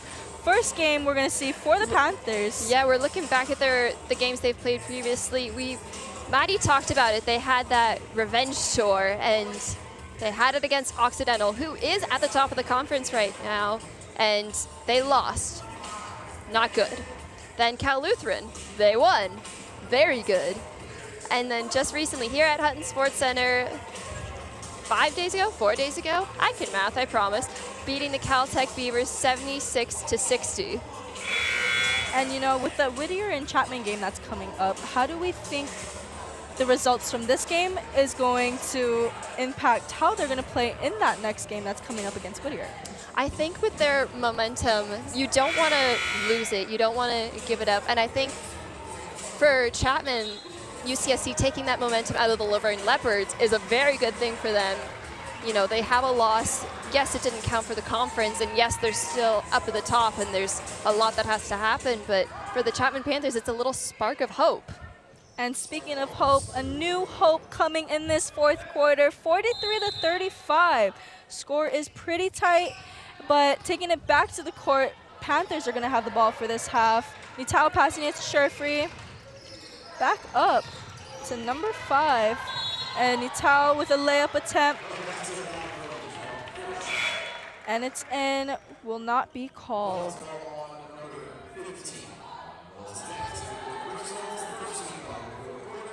Another foul on Alyssa Jackson. That's going to be her third one.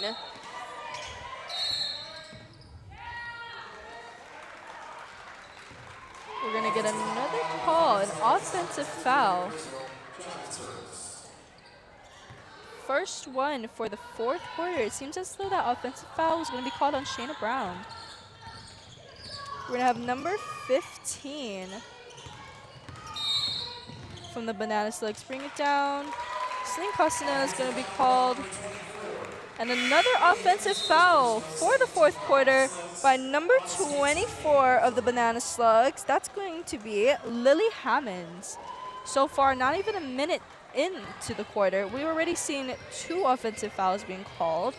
Definitely feeling the pressure going into this fourth quarter. Last 10 minutes of the game. How do you think they are feeling out there, Zoe? I think they're feeling anxious to win, and we haven't even seen a shot attempt from either two of these teams. I'm sure we'll see that change any second now, but they're going at it and being aggressive as Anita. She is back. 1 for 2 shots in the fourth quarter. Nitao brings onto another 2 points for the Panthers. Hopefully they can keep this momentum and 10-point lead. Ball is in the hands of number 44, Litchev from the Banana Slugs. Back into the hands of Ariel Anderson. Up for an attempt, not quite getting it. A lot of defensive pressure down there. Seeing them trapping Nakaji down there.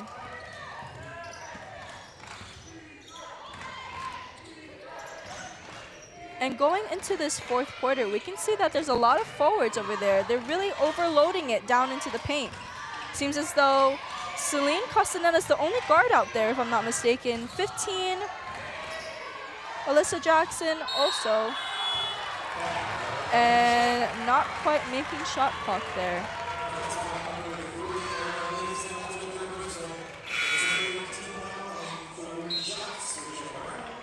Third team foul for the UC Banana Slugs, and Jackson and Anderson both stepping out, and Sarah back in.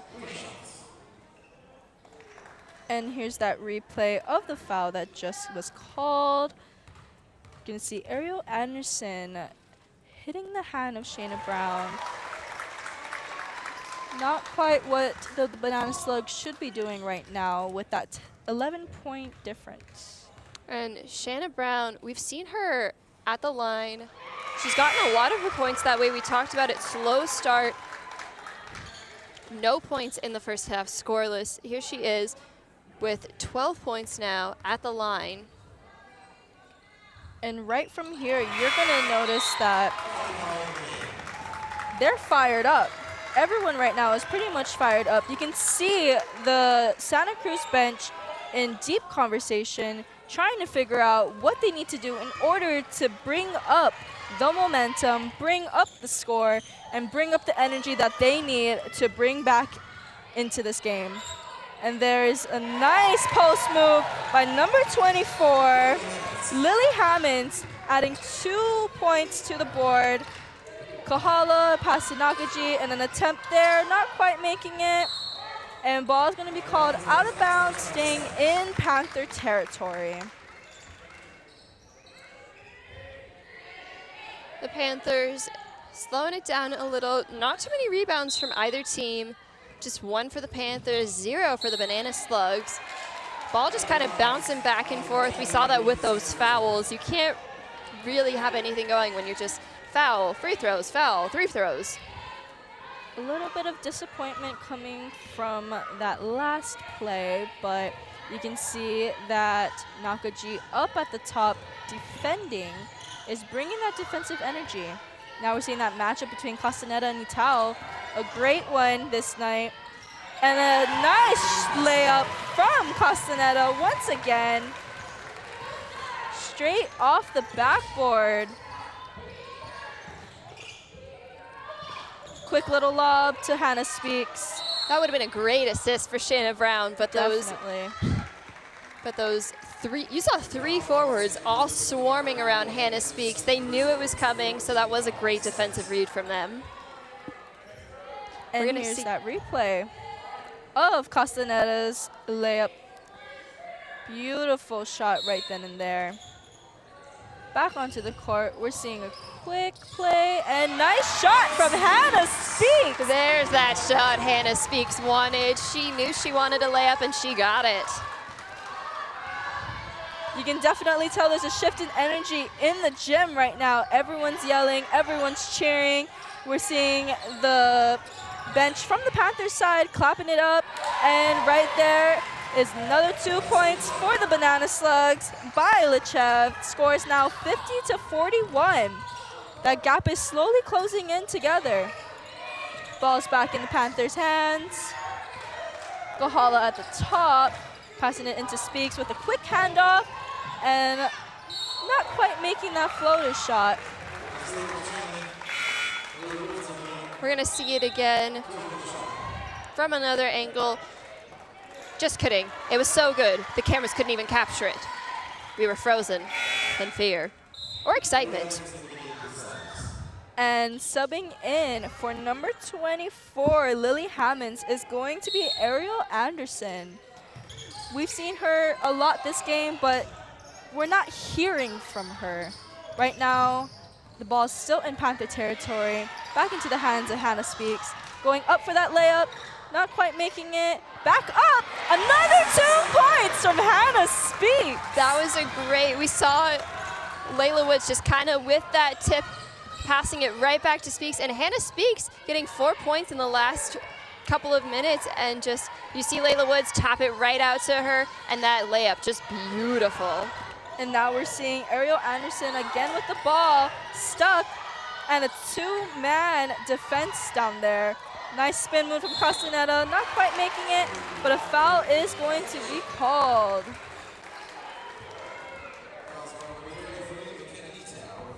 Panthers are going to take that foul. Number 33, McKenna Nuttall, leaving Celine Castaneda for 2 shots. And this is only the 3rd time that the Banana Slugs have made it to the line. They're 2 for 3 from the line, but compare that to the Panthers, 13 for 17. They've been to the line 9 times. Very unusual for the Panthers. Normally they make it 2 times, 3 times, 4 times, but the Banana Slugs taking on that role instead. And just there was an attempt made by Celine Castaneda. Right before that, we just saw a substitution. Shayna Brown and Kaylee Kahala. Seems as though Coach Drew wanted to take Kaylee Kahala out because she wasn't getting those lanes open. Again, not many shots up, but we saw how Shayna Brown was playing in the beginning of this fourth quarter. Definitely trying to bring that momentum back because the gap between the score is closing in. And another 2 points from Celine Castaneda. Castaneda, we've talked about her. She's one of those players we didn't really expect to see much from. She's got 10 points now, the second leading scorer behind in Sarah, and just really bringing that momentum. She's 5 for 6 from the field, and her only tarnish on her record so far are those missed 3 throws. And here's that replay of Celine Castaneda's nice layup.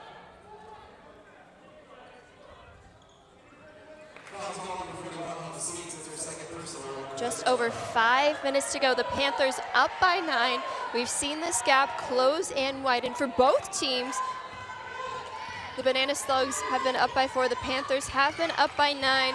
I'm sure the Panthers would love a double-digit lead right now. We're seeing a few screens on the floor. Quick pass back to Celine Castaneda, coming into the paint again. Beautiful moves and a 3-point attempt. Not quite making it. Oh! A little bit of fumble, tumble action down there. Not to amount players to bowling pins, but it right there, what you saw, it did kind of look like a tumble from a bowling ball, and we do see that those helpers coming out to wipe up that sweat on the floor where it was slippery. These players, they've been going at it kind of the whole game, and we've just seen it culminating in this fourth quarter. We've seen a lot of players on the floor tonight. Definitely an injury hazard, considering we do have 2 of the Panther players out this game, Zoe Zaraski and Trinity Barreto. But speaking of, that's a nice shot attempt from Nitao, number 33 of the Panthers.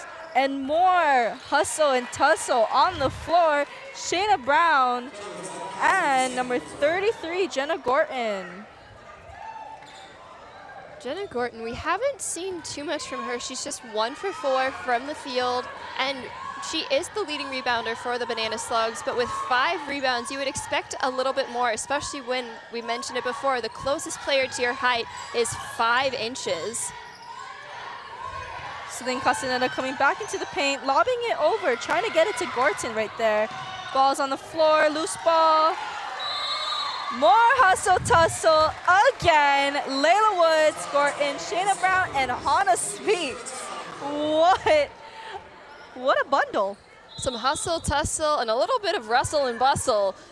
Look at that right there, just fighting for every possession. The Panthers are up by 9, but they are not taking that for granted, which is a good thing, because when you get complacent, that's when mistakes start to happen. Definitely. And we are now in another media timeout, one of our favorite moments because we get to share our spotlight. Going back down to the court, we're going to be hearing more from Maddie Miller.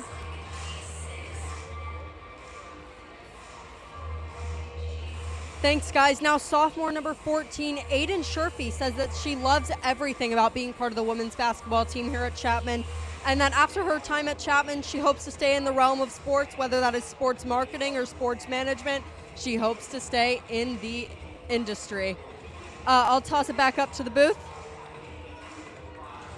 Thanks so much, Maddie. So many great players, Aiden Sherfy, Zoe Mazakis, just a coherent team all together. We see them lean on that support. And speaking of Mazakis, she's back on the court, Izzy. With almost 5 minutes left in the quarter, we're going to be seeing our starting lineup, plus Kiara Liu there. And Layla Woods. Sorry, my mistake. That is actually Myla Nakaji. 33-3. What's an extra 3? You get Nitao. Ball is going to stay in the Banana Slugs territory. It's going to get lobbed over to number 22, Amanda and Sarah. Pass back to the weak side.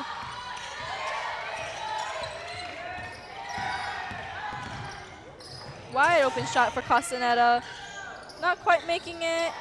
And that was a defensive rebound by number 5, Zoe Mazakis. Welcome back, Zoe Mazakas.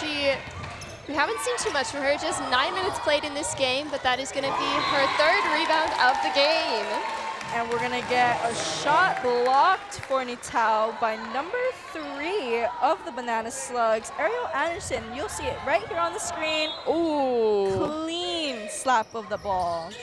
We haven't seen too much from Anderson, we mentioned it, but that block was something else. But the Panthers, they had an answer.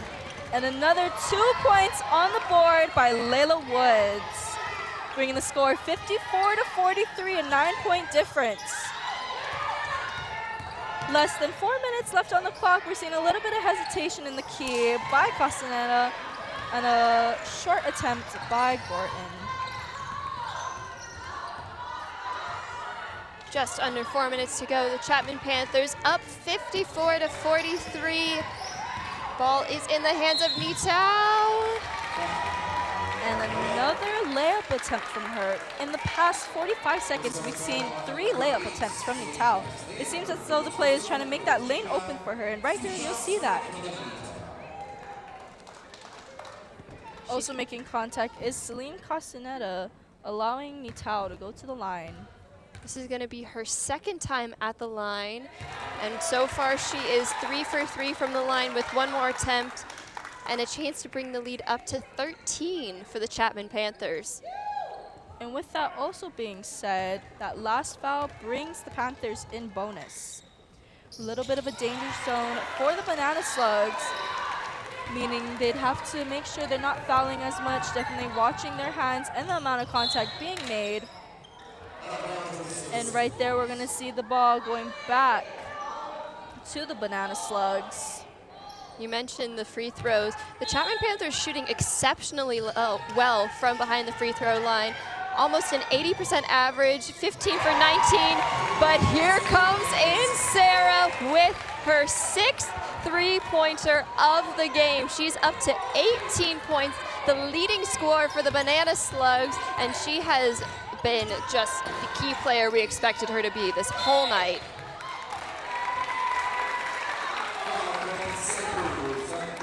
I mean, look at that, just clean, nothing but net. From the corner, you can see it in her. She shot from the corner, she shot from the angle, she shot from straight on. She's hit 6 of them. She was perfect for her first 5, and she finally got that 6th one. But Izzy mentioned it, we're back at the free throw line for the Panthers, this time with Nakaji. And that's gonna be the 20th free throw for the Chapman Panthers, and we're gonna see number 21 right here. This is a game of blackjack. This is the number you want.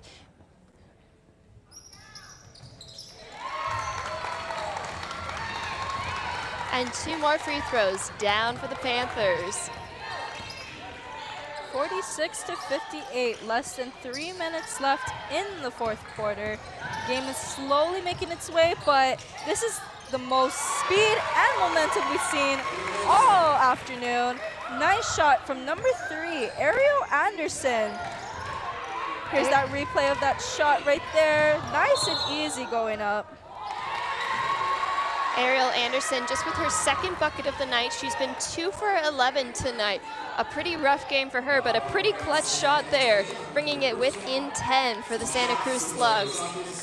And yet again, another foul called on the Banana Slugs. We're gonna see number 5, Zoe Mazakis, on the line. Also substitutions coming out as well. Number 22, Amanda and Sarah, and number 23 for the Banana Slugs as well. It looked like Sarah was going out, but it almost looked like she changed her mind. Not that it's necessarily up to her, but she's still here. I mean, you saw that, Izzy. It was like she did a walk back and then looped it right back around. Quick little fake out. But speaking of substitutions, we're gonna see Mazaki's back on the sideline, and substituting for her is gonna be Layla Woods with only 2.5 minutes left in this quarter.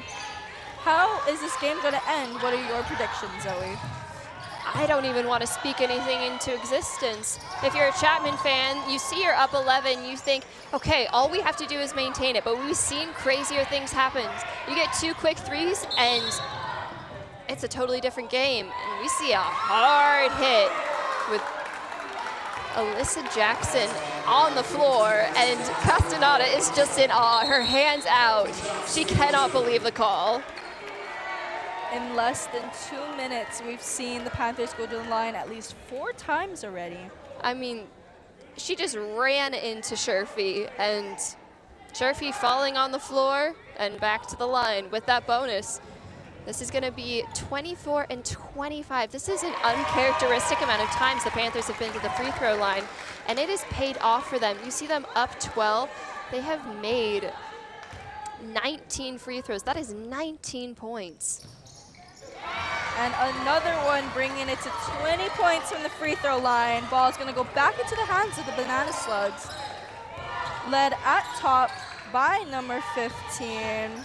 Alyssa Jackson, we talked about her. Is it her turn to go to the line? I guess it is. Slowly but surely, the Banana Slugs are trying to regain that momentum. And you know, with that last foul being called on Jackson, now she's drawing fouls over there, bringing her to the line. But is it too little too late? Possibly, but also 2 minutes is a lot of time for them to regain those points if they were to keep up that same momentum and basketball knowledge that they had in that first half. And another shot from Jackson. We're actually seeing some defensive pressure coming down the court. Nitao at top against Castaneda. Nakaji at the top going against Jackson right there. My apologies, in Sarah. Aiden Sherfrey and Shanna Brown. Nice pass, open 3, and it's not quite in. Layla Woods with that rebound, but it is taken by Ariel Anderson, passing it back out, and a 3 attempt right there. And it's in! My goodness! 3 points on the board. Number 22, Amanda Insera, coming in clutch. We've heard her name so many times this past game. Ball's back in Banana Slugs, and it's a charge called! What a game! A minute and 15 seconds left in the game. The crowd is definitely conflicted. We're hearing a few boos here. Nice claps, and here's that replay. Clear as day, a charge on the floor, and a timeout is going to be called. You mentioned it, Izzy. This game could stop on a dime, and it has. And that dime's name is Amanda Insera. I mean, 7 for 10 from beyond the arc, 70%, 21 points. Just incredible play. As Pitbull's gonna say right now, all right, okay, it's time to play. And with a minute and 15 seconds left in this fourth quarter, 61-53. What do we think is going to happen coming off this timeout right here? I know what the Banana Slugs want to happen. They want to hit their shots. They want to stop. They want to stop against the Chapman Panthers, and they want to be able to keep it, maybe pass it back to Insera and have another 3. She's got the hot hand. Why not keep passing it to her? We're seeing a lot of defensive motivation coming from the Banana Slugs. Looks as though they're putting on more pressure, and that's going to be a call right there. Nitao on the ground. Foul's going to be on number 22, Amanda Insera. And that is not what you want if you're the Banana Slugs. Your leading scorer has just fouled out of the game with her 5th foul. And coming in place for her is going to be Uma Joshi.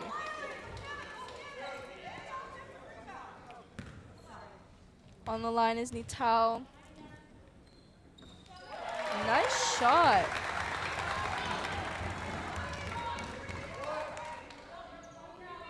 In the meantime, while we're on this half of the court, on the opposite side, we already see Sherfrey and Joshi setting up. She's ready. Just over a minute of play to go.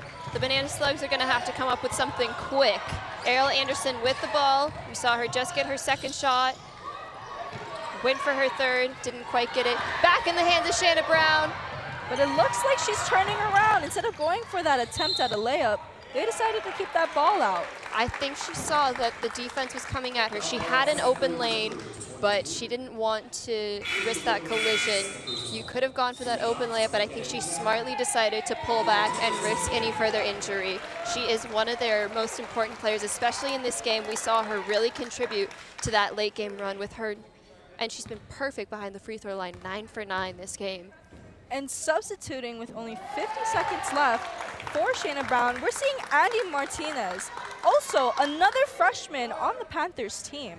Only 50 seconds left. Let's see what Carol Ju has in store for her.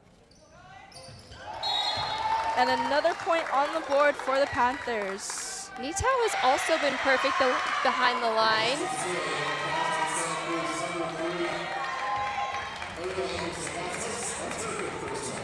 And it looks as though there's going to be another foul called on number 3, Ariel Anderson, bringing Andy Martinez to the line. 50 seconds left. She just subbed in, and now she's on the line. Hopefully, she'll get her first point of the game right here and right now. And that foul was on Ariel Anderson. That is her 5th foul as well. She has fouled out of the game as well. She was actually quite a good sport about it. You saw her with that kind of joking, pouty face. She knew that there was only 50 seconds left, so no reason to complain about it. But Andy Martinez. 2 attempts on the line, not quite making it. Ball gets called out of bounds. Unlucky for the Panthers, is actually going to go back into Banana Slug territory. But good hustle by Martinez. She went for the rebound and almost got it off the hands of the Banana Slugs. We're seeing some quick action from the Banana Slugs. Castaneda tries to make it down the middle of the paint. Not quite getting there. Foul's going to be called on number 23, Myla Nakaji. It's going to bring Celine Castaneda on the line. Hopefully she can close the gap a bit, but both teams right now are in the bonus. All fouls are going to be called. Everyone is trying to get to that line. And huge compliments to Celine Castaneda coming off the bench, being that second leading scorer. 12 points this game, 6 for 8 from the line. Her one weak spot has been the free throw line. She's yet to make a score from behind the free throw line. Maybe this is her shot. And it is! And right there, we're also going to get a just kidding. We're not going to get a substitution anymore. Ball's going to go into the Panthers territory. Into the hands of Layla Woods. Foul is going to be called. Layla Woods is going to make her way to the line. Uma Joshi charged with the foul.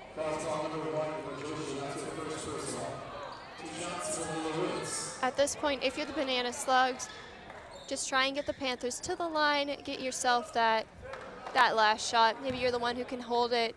If you're the Chapman Panthers, you know, you can never put your eggs in one basket, but you can assume that you're in pretty good shape. What do you do looking forward to your next game? This was an out-of-conference game. Now you're going to go back in conference. How do you take this win, your 5th win in a row, you know, assuming? How do you take that momentum and keep it going? Definitely. The one thing that the Panthers have to make sure they do is to keep that momentum going, keep the mindset and mentality that, you know, we're on a winning streak right now. We can't be prideful about it. We have to make sure that we're still putting in the work. And this is just, it's a non-conference game like you mentioned, Zoe. So it's definitely a learning lesson, playing against bigger players as well. That height difference is a challenge. But, you know, I have a feeling and hope that the Panthers are going to make it far. But 3 points on the board for the Banana Slugs by Uma Joshi. 66-57. Only 20 seconds left in the game. And we're going to have a call on the floor. Foul is going to be called on number 1, Uma Joshi, who had actually just scored that last point for the Banana Slugs. Her first bucket of the game. She'd gone 1 for 2 from beyond the arc. Andy Martinez back with a chance to put some points on her name.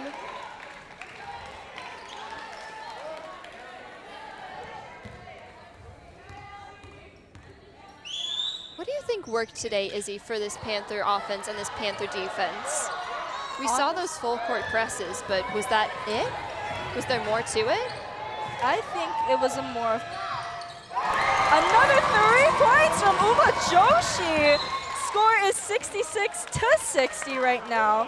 6-point difference. And there's that replay right there.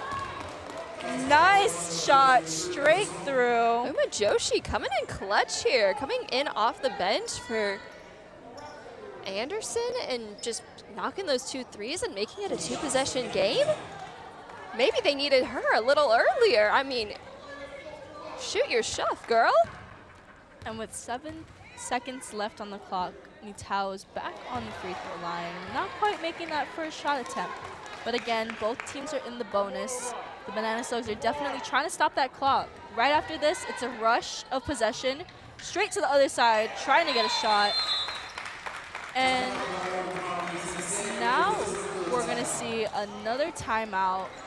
That was a big free throw by Nitao, making it a 3-possession game. If it remains 6 points, that left the door a little bit more ajar, and it's not fully closed yet. Like we said, they were up 11 just 20 seconds ago. Now they're up 7.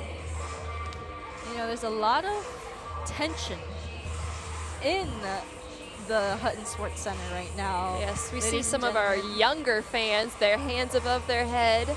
They're very stressed out, very invested. Maybe some future sports commentators right there, or just some avid fans. Very stressed. We see some of the parents from the Santa Cruz side stressing out. We see some of the dads over there. They're looking at the ground. They're frustrated. All the moms there as well, just enjoying time watching their daughters play. I don't know about you, but whenever my mom came to my dance competitions, she was the one cheering me on and being stressed. My dad was the one being a little more calm. And you were a basketball player yourself in high school. Yes, I was. What would you say the more stressed parent was for you?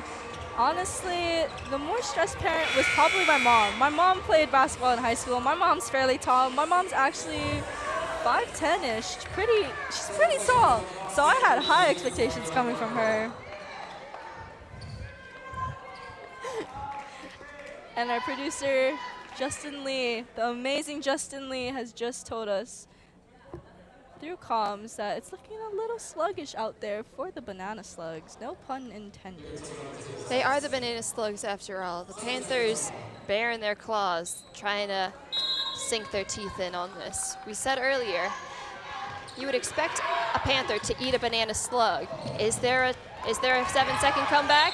And a steal from Nitao right there. Quick. And ball is going to go back into Panther territory. Another shot from Nitao on the line right there. You'll see her slowly get hit by Uma Joshi. Seems as though they're trying to call those fire shots out there to stop that clock, get back in possession. Uma Joshi has had 4 personal fouls, and she's only been in this game for 6 minutes. Or excuse me, 4 personal fouls. Has she just been in the wrong place at the wrong time? Or perhaps maybe that's why she hasn't been in. Ladies and gentlemen, that has been tonight's matchup. The UC Santa Cruz Banana Slugs versus the Chapman Panthers. Score finals out to 69-60. What a game. Am I right, Zoe? That was absolutely a game. It was exciting, thrilling, going into the second quarter. The Banana Slugs up 1, but the Chapman Panthers just really took over in that third quarter, outscoring the Slugs 16-7 and never losing that momentum. Definitely. Looking back from first half to second half, we're seeing a big momentum change right then and there. First half, you know, we had them going back and forth, scoring back to back to back. And in this second half, it was kind of a slower pace, but we saw more action, more pressure, and more fierceness coming from both sides of the court today. Absolutely, and enough can't be said about the free throw line. I mean, before they got into the bonus, the Chapman Panthers were at the line frequently, getting up to, at one point it was 17 and 21, almost an 80% free throw percentage, which is incredible for them. Normally that's where they've struggled, but today they thrived there. Definitely, with a 9-point difference.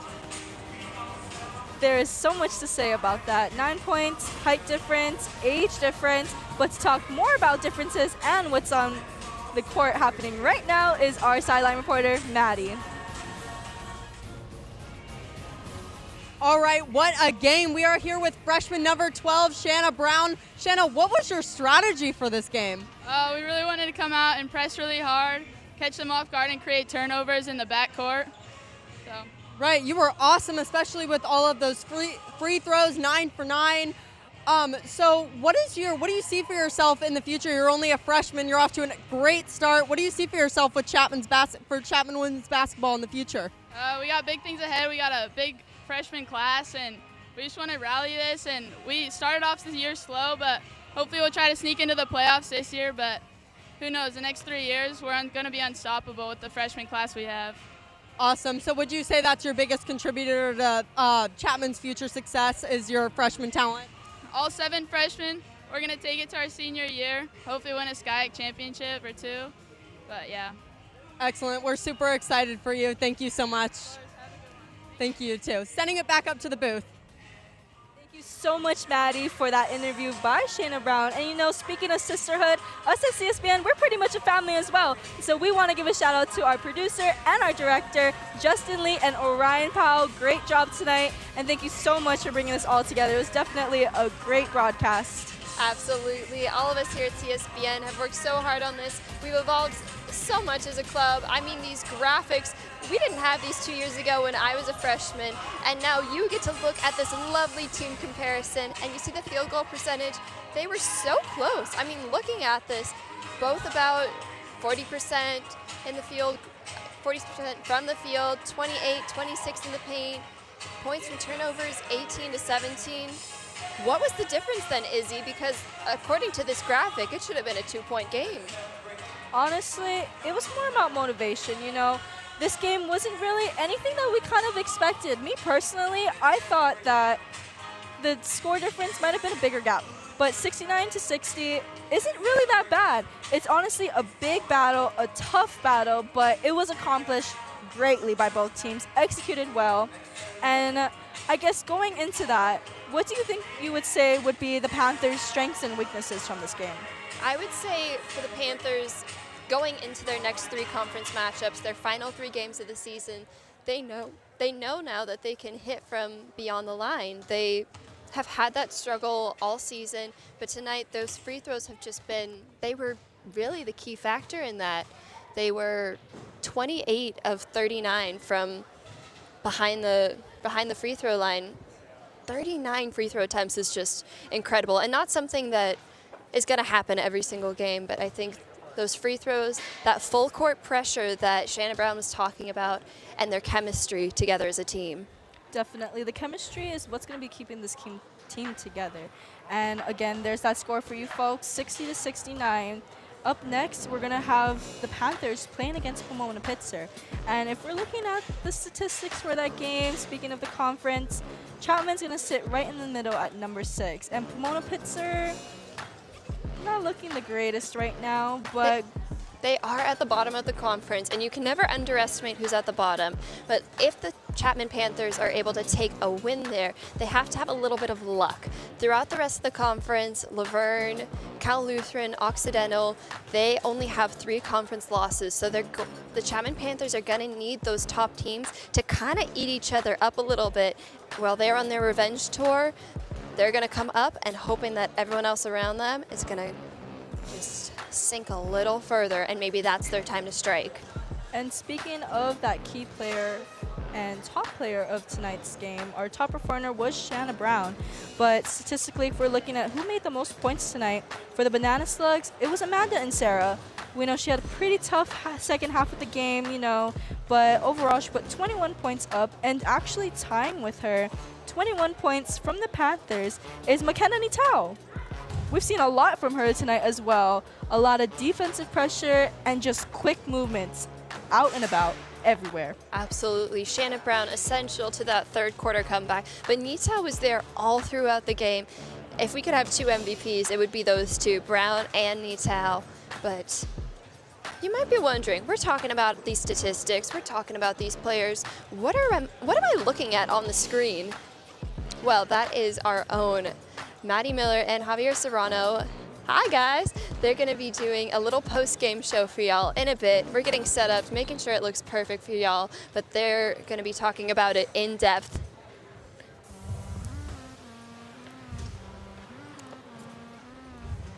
And Zoe, honestly, a great afternoon.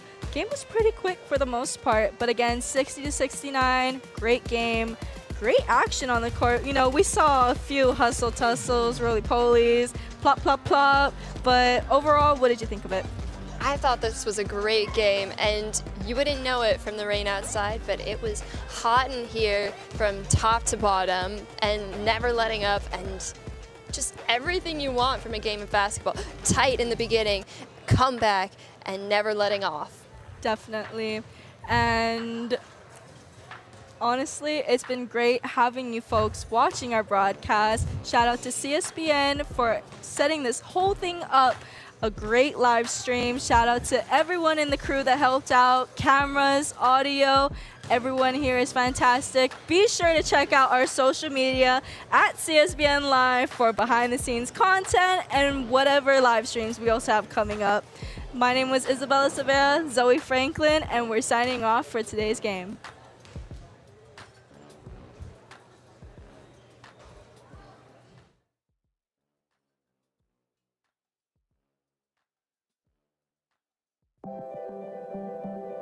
Proportion to me is the lived experience of our Division III student athletes. They balance life from an academic perspective and the rigors of competing at a high level, bonding with teammates and building lifelong friendships. But they also are involved in their communities. They work jobs and internships and volunteer. They've learned to be resilient. Diverse experiences are setting them up for the future. Passion's love. Passion is love for what you do. Because I think when you face challenges, it comes down to how much you want it and how much you love it. Passion is what keeps you going forward. Seeing so many people that were like-minded and so hardworking in their sport and academics, being surrounded by like-minded people makes you want to be more passionate. I think it pushes you to a different level that maybe you didn't think you had. And you can do the best of both worlds and love all of it. A good citizen is someone who wants to make a positive impact, both in their communities and in the world around them. The Division III approach is absolutely the best approach out there for amateur sport because it wants student athletes to explore all parts of who they are. Be successful in the classroom, be successful in competition, be successful in the community. So our student athletes learn what it means to strive for and attain success, but doing it the right way and being good citizens. Comprehensive learning is being able to adapt to experiences and apply the things that I learned. Being an athlete and juggling academics helped me grow as a person, and things that I've learned, I was able to apply it in another field, putting them into everyday life. Developing comprehensive learning helped me prioritize certain things to make sure I get to where I want to be. Responsibility is being accountable for your words and actions, first and foremost. It also is an obligation to be a positive influence in the communities around you. Being in a D3 program, you're going to have lots of different opportunities. You're not just an athlete, you're also involved in student life. Your academics are extremely important. We give a lot of our student athletes responsibilities right from the start by giving them leadership opportunities, by having them engage in the community, be a positive influence. That's being a responsible person. I believe sportsmanship is a mutual admiration and respect for your fellow competitors. We all go through a lot to reach the point where we compete against one another. It's important to realize that. So once we're finally on the field or on the court or on the starting block, we look at each other as fellow human beings and not just competitors. Being able to recognize the hard work that other athletes are putting in creates a more positive and inclusive environment.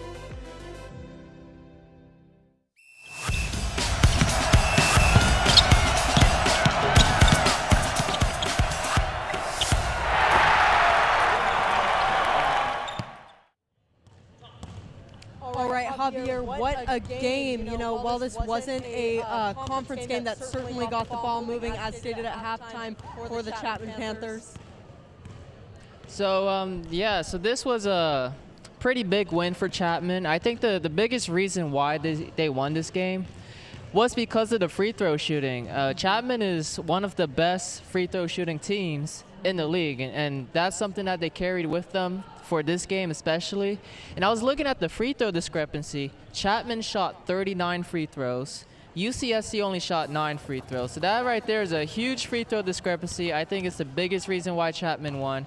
And we saw in the fourth quarter when the free throws counted, Chapman really was able to maintain the lead and make sure that UCSC didn't come back, especially since we saw those 2 big 3-point shots at the end of the game too. Absolutely. And with our MVP number 12, Shanna Brown, she went 9 for 9. With free throws this game, which was definitely a driving factor in the Panthers' success. When I spoke to Trinity Barreto at the beginning of the game, she said that she was really optimistic that this was going to kind of be uplifting for them. She said they didn't have the best start to their season, so that this would definitely kick things in gear, and I certainly think it might have. Yeah, definitely. And another thing to really point out is the rebounding. We saw how they were really boxing out. They were really emphasizing getting those extra possessions. Chapman had 46 rebounds, and UCSC, they had 26 rebounds. And when you get the ball more times, you have more opportunities to score, and as simple as that. And that's what really helped Chapman, separate themselves in that third quarter. It was the rebounding. And, Brown played a role in that, Layla Woods played a role in that, and they all really contributed when it comes to rebounds. So wanted to highlight that too. And like you said, the free throws, Brown she went 9 for 9 from the free throw line, and that was a huge reason why this team won. Absolutely. And something else that Barreto said towards the beginning of the game that I really want to highlight is she said that the teams had a lot of drive, even through some not very great games. She said even through adversity, they've had a really awesome drive, and they've been able to really push through that and get back on their feet. Yeah, and like we said earlier in the halftime report for CSBN is that if Chapman wants to win these next remaining games, they're going to have to, play really hard. They're going to have to move the ball around. And one thing that they struggled with was, the turnovers. We saw in the first quarter they turned the ball over a lot. So hopefully that's something that they work on. But like you said, this is a great win for a team that has been struggling to find consistency. So hopefully they carry that momentum on for their next games as well. So definitely. Good win for Chapman. Left in the season, and hopefully they can hold that out and even carry it on to next season. As they'll be starting fresh, they can have kind of a fresh palette, something to go off of, and really carry that drive. They have a lot of freshman talent, which is definitely something that I think will be long-lasting and something that will really help them throughout the next couple of seasons, is they have a lot of young talent. And they've been playing really well, so shout out to them. Hi, how are you doing? So Zoe Mazakas, senior number 5, what a game. I mean, how awesome, congratulations. What would you say your greatest strategy throughout this game was? It's always going to be defense first. That's our go-to. So defense creates offense. We get the stops, we get the steals, and then we have to convert on the other side. Eventually the shots will fall. Sometimes we get through little lulls, but ultimately defense first. Absolutely. And would you say that's been the biggest contributor this season overall? What has been the greatest strength this season in particular? I think that everyone is bringing their own skill set to the game, so just having a bunch of people who are ready to play and come in and make a difference. So obviously on the defensive end, but also the offensive end, we've had a lot of people step up and just put some big points up there. Absolutely. Yeah, and I want to ask about the third quarter specifically because, the first half, it was a bit of a lot of turnovers and you guys were trailing by 1. But in the third quarter, you guys flipped a switch. What was the factor for that? Was there a halftime speech, or was defense really being emphasized? What was the reason why that third quarter turnaround happened? Yeah, honestly, I think that they kind of took us out of our offensive game those first 2 quarters. I think we were playing maybe a little hesitant, maybe too individually. We typically play as a team, and as you saw, there was a few moments where that just wasn't clicking. But honestly, at halftime, coach was like, all right, this is it, put the pressure on. Pedal to the metal is what she likes to say. So after that, we just kind of picked it up, and then of course, like I said, it converted into the offensive side of things. Definitely. And you're a senior. So what are your plans post-graduation? Do you still plan to play basketball? What do you plan to do? Anything with sports? So I just graduated my undergrad in December. I'm now doing my MBA. So I am academically a senior, but I'm taking those classes. I had always planned on a 5th year, but honestly, I'm kind of getting to the point where my body's tapping out for me. So I'll come back and support. I mean, I love the team so much, especially with all the new girls. I can't wait to see their potential. Yeah, and there's a lot of freshman talent here. So definitely, would you say that's something that you see? What do you see for the future of the women's team, especially with all that talent? I see like one heck of an athletic weapon. I mean, seeing them now as freshmen having this much grit, strength, poise, all the good things that you look for in the athletes, and just watching them grow even from, I'd say, October till now has been monumental. I think they're going to keep hitting that exponential growth. And I mean, I'm already excited for next year, but by their senior year, it's going to be always on them. Definitely. Thank you, Zoe. Thank you very much. Thank you. I've been Madison Miller. I'm Javier Serrano. And this has been CSBN on the court. Thank you for joining us for a wonderful game, and we hope to see you next time.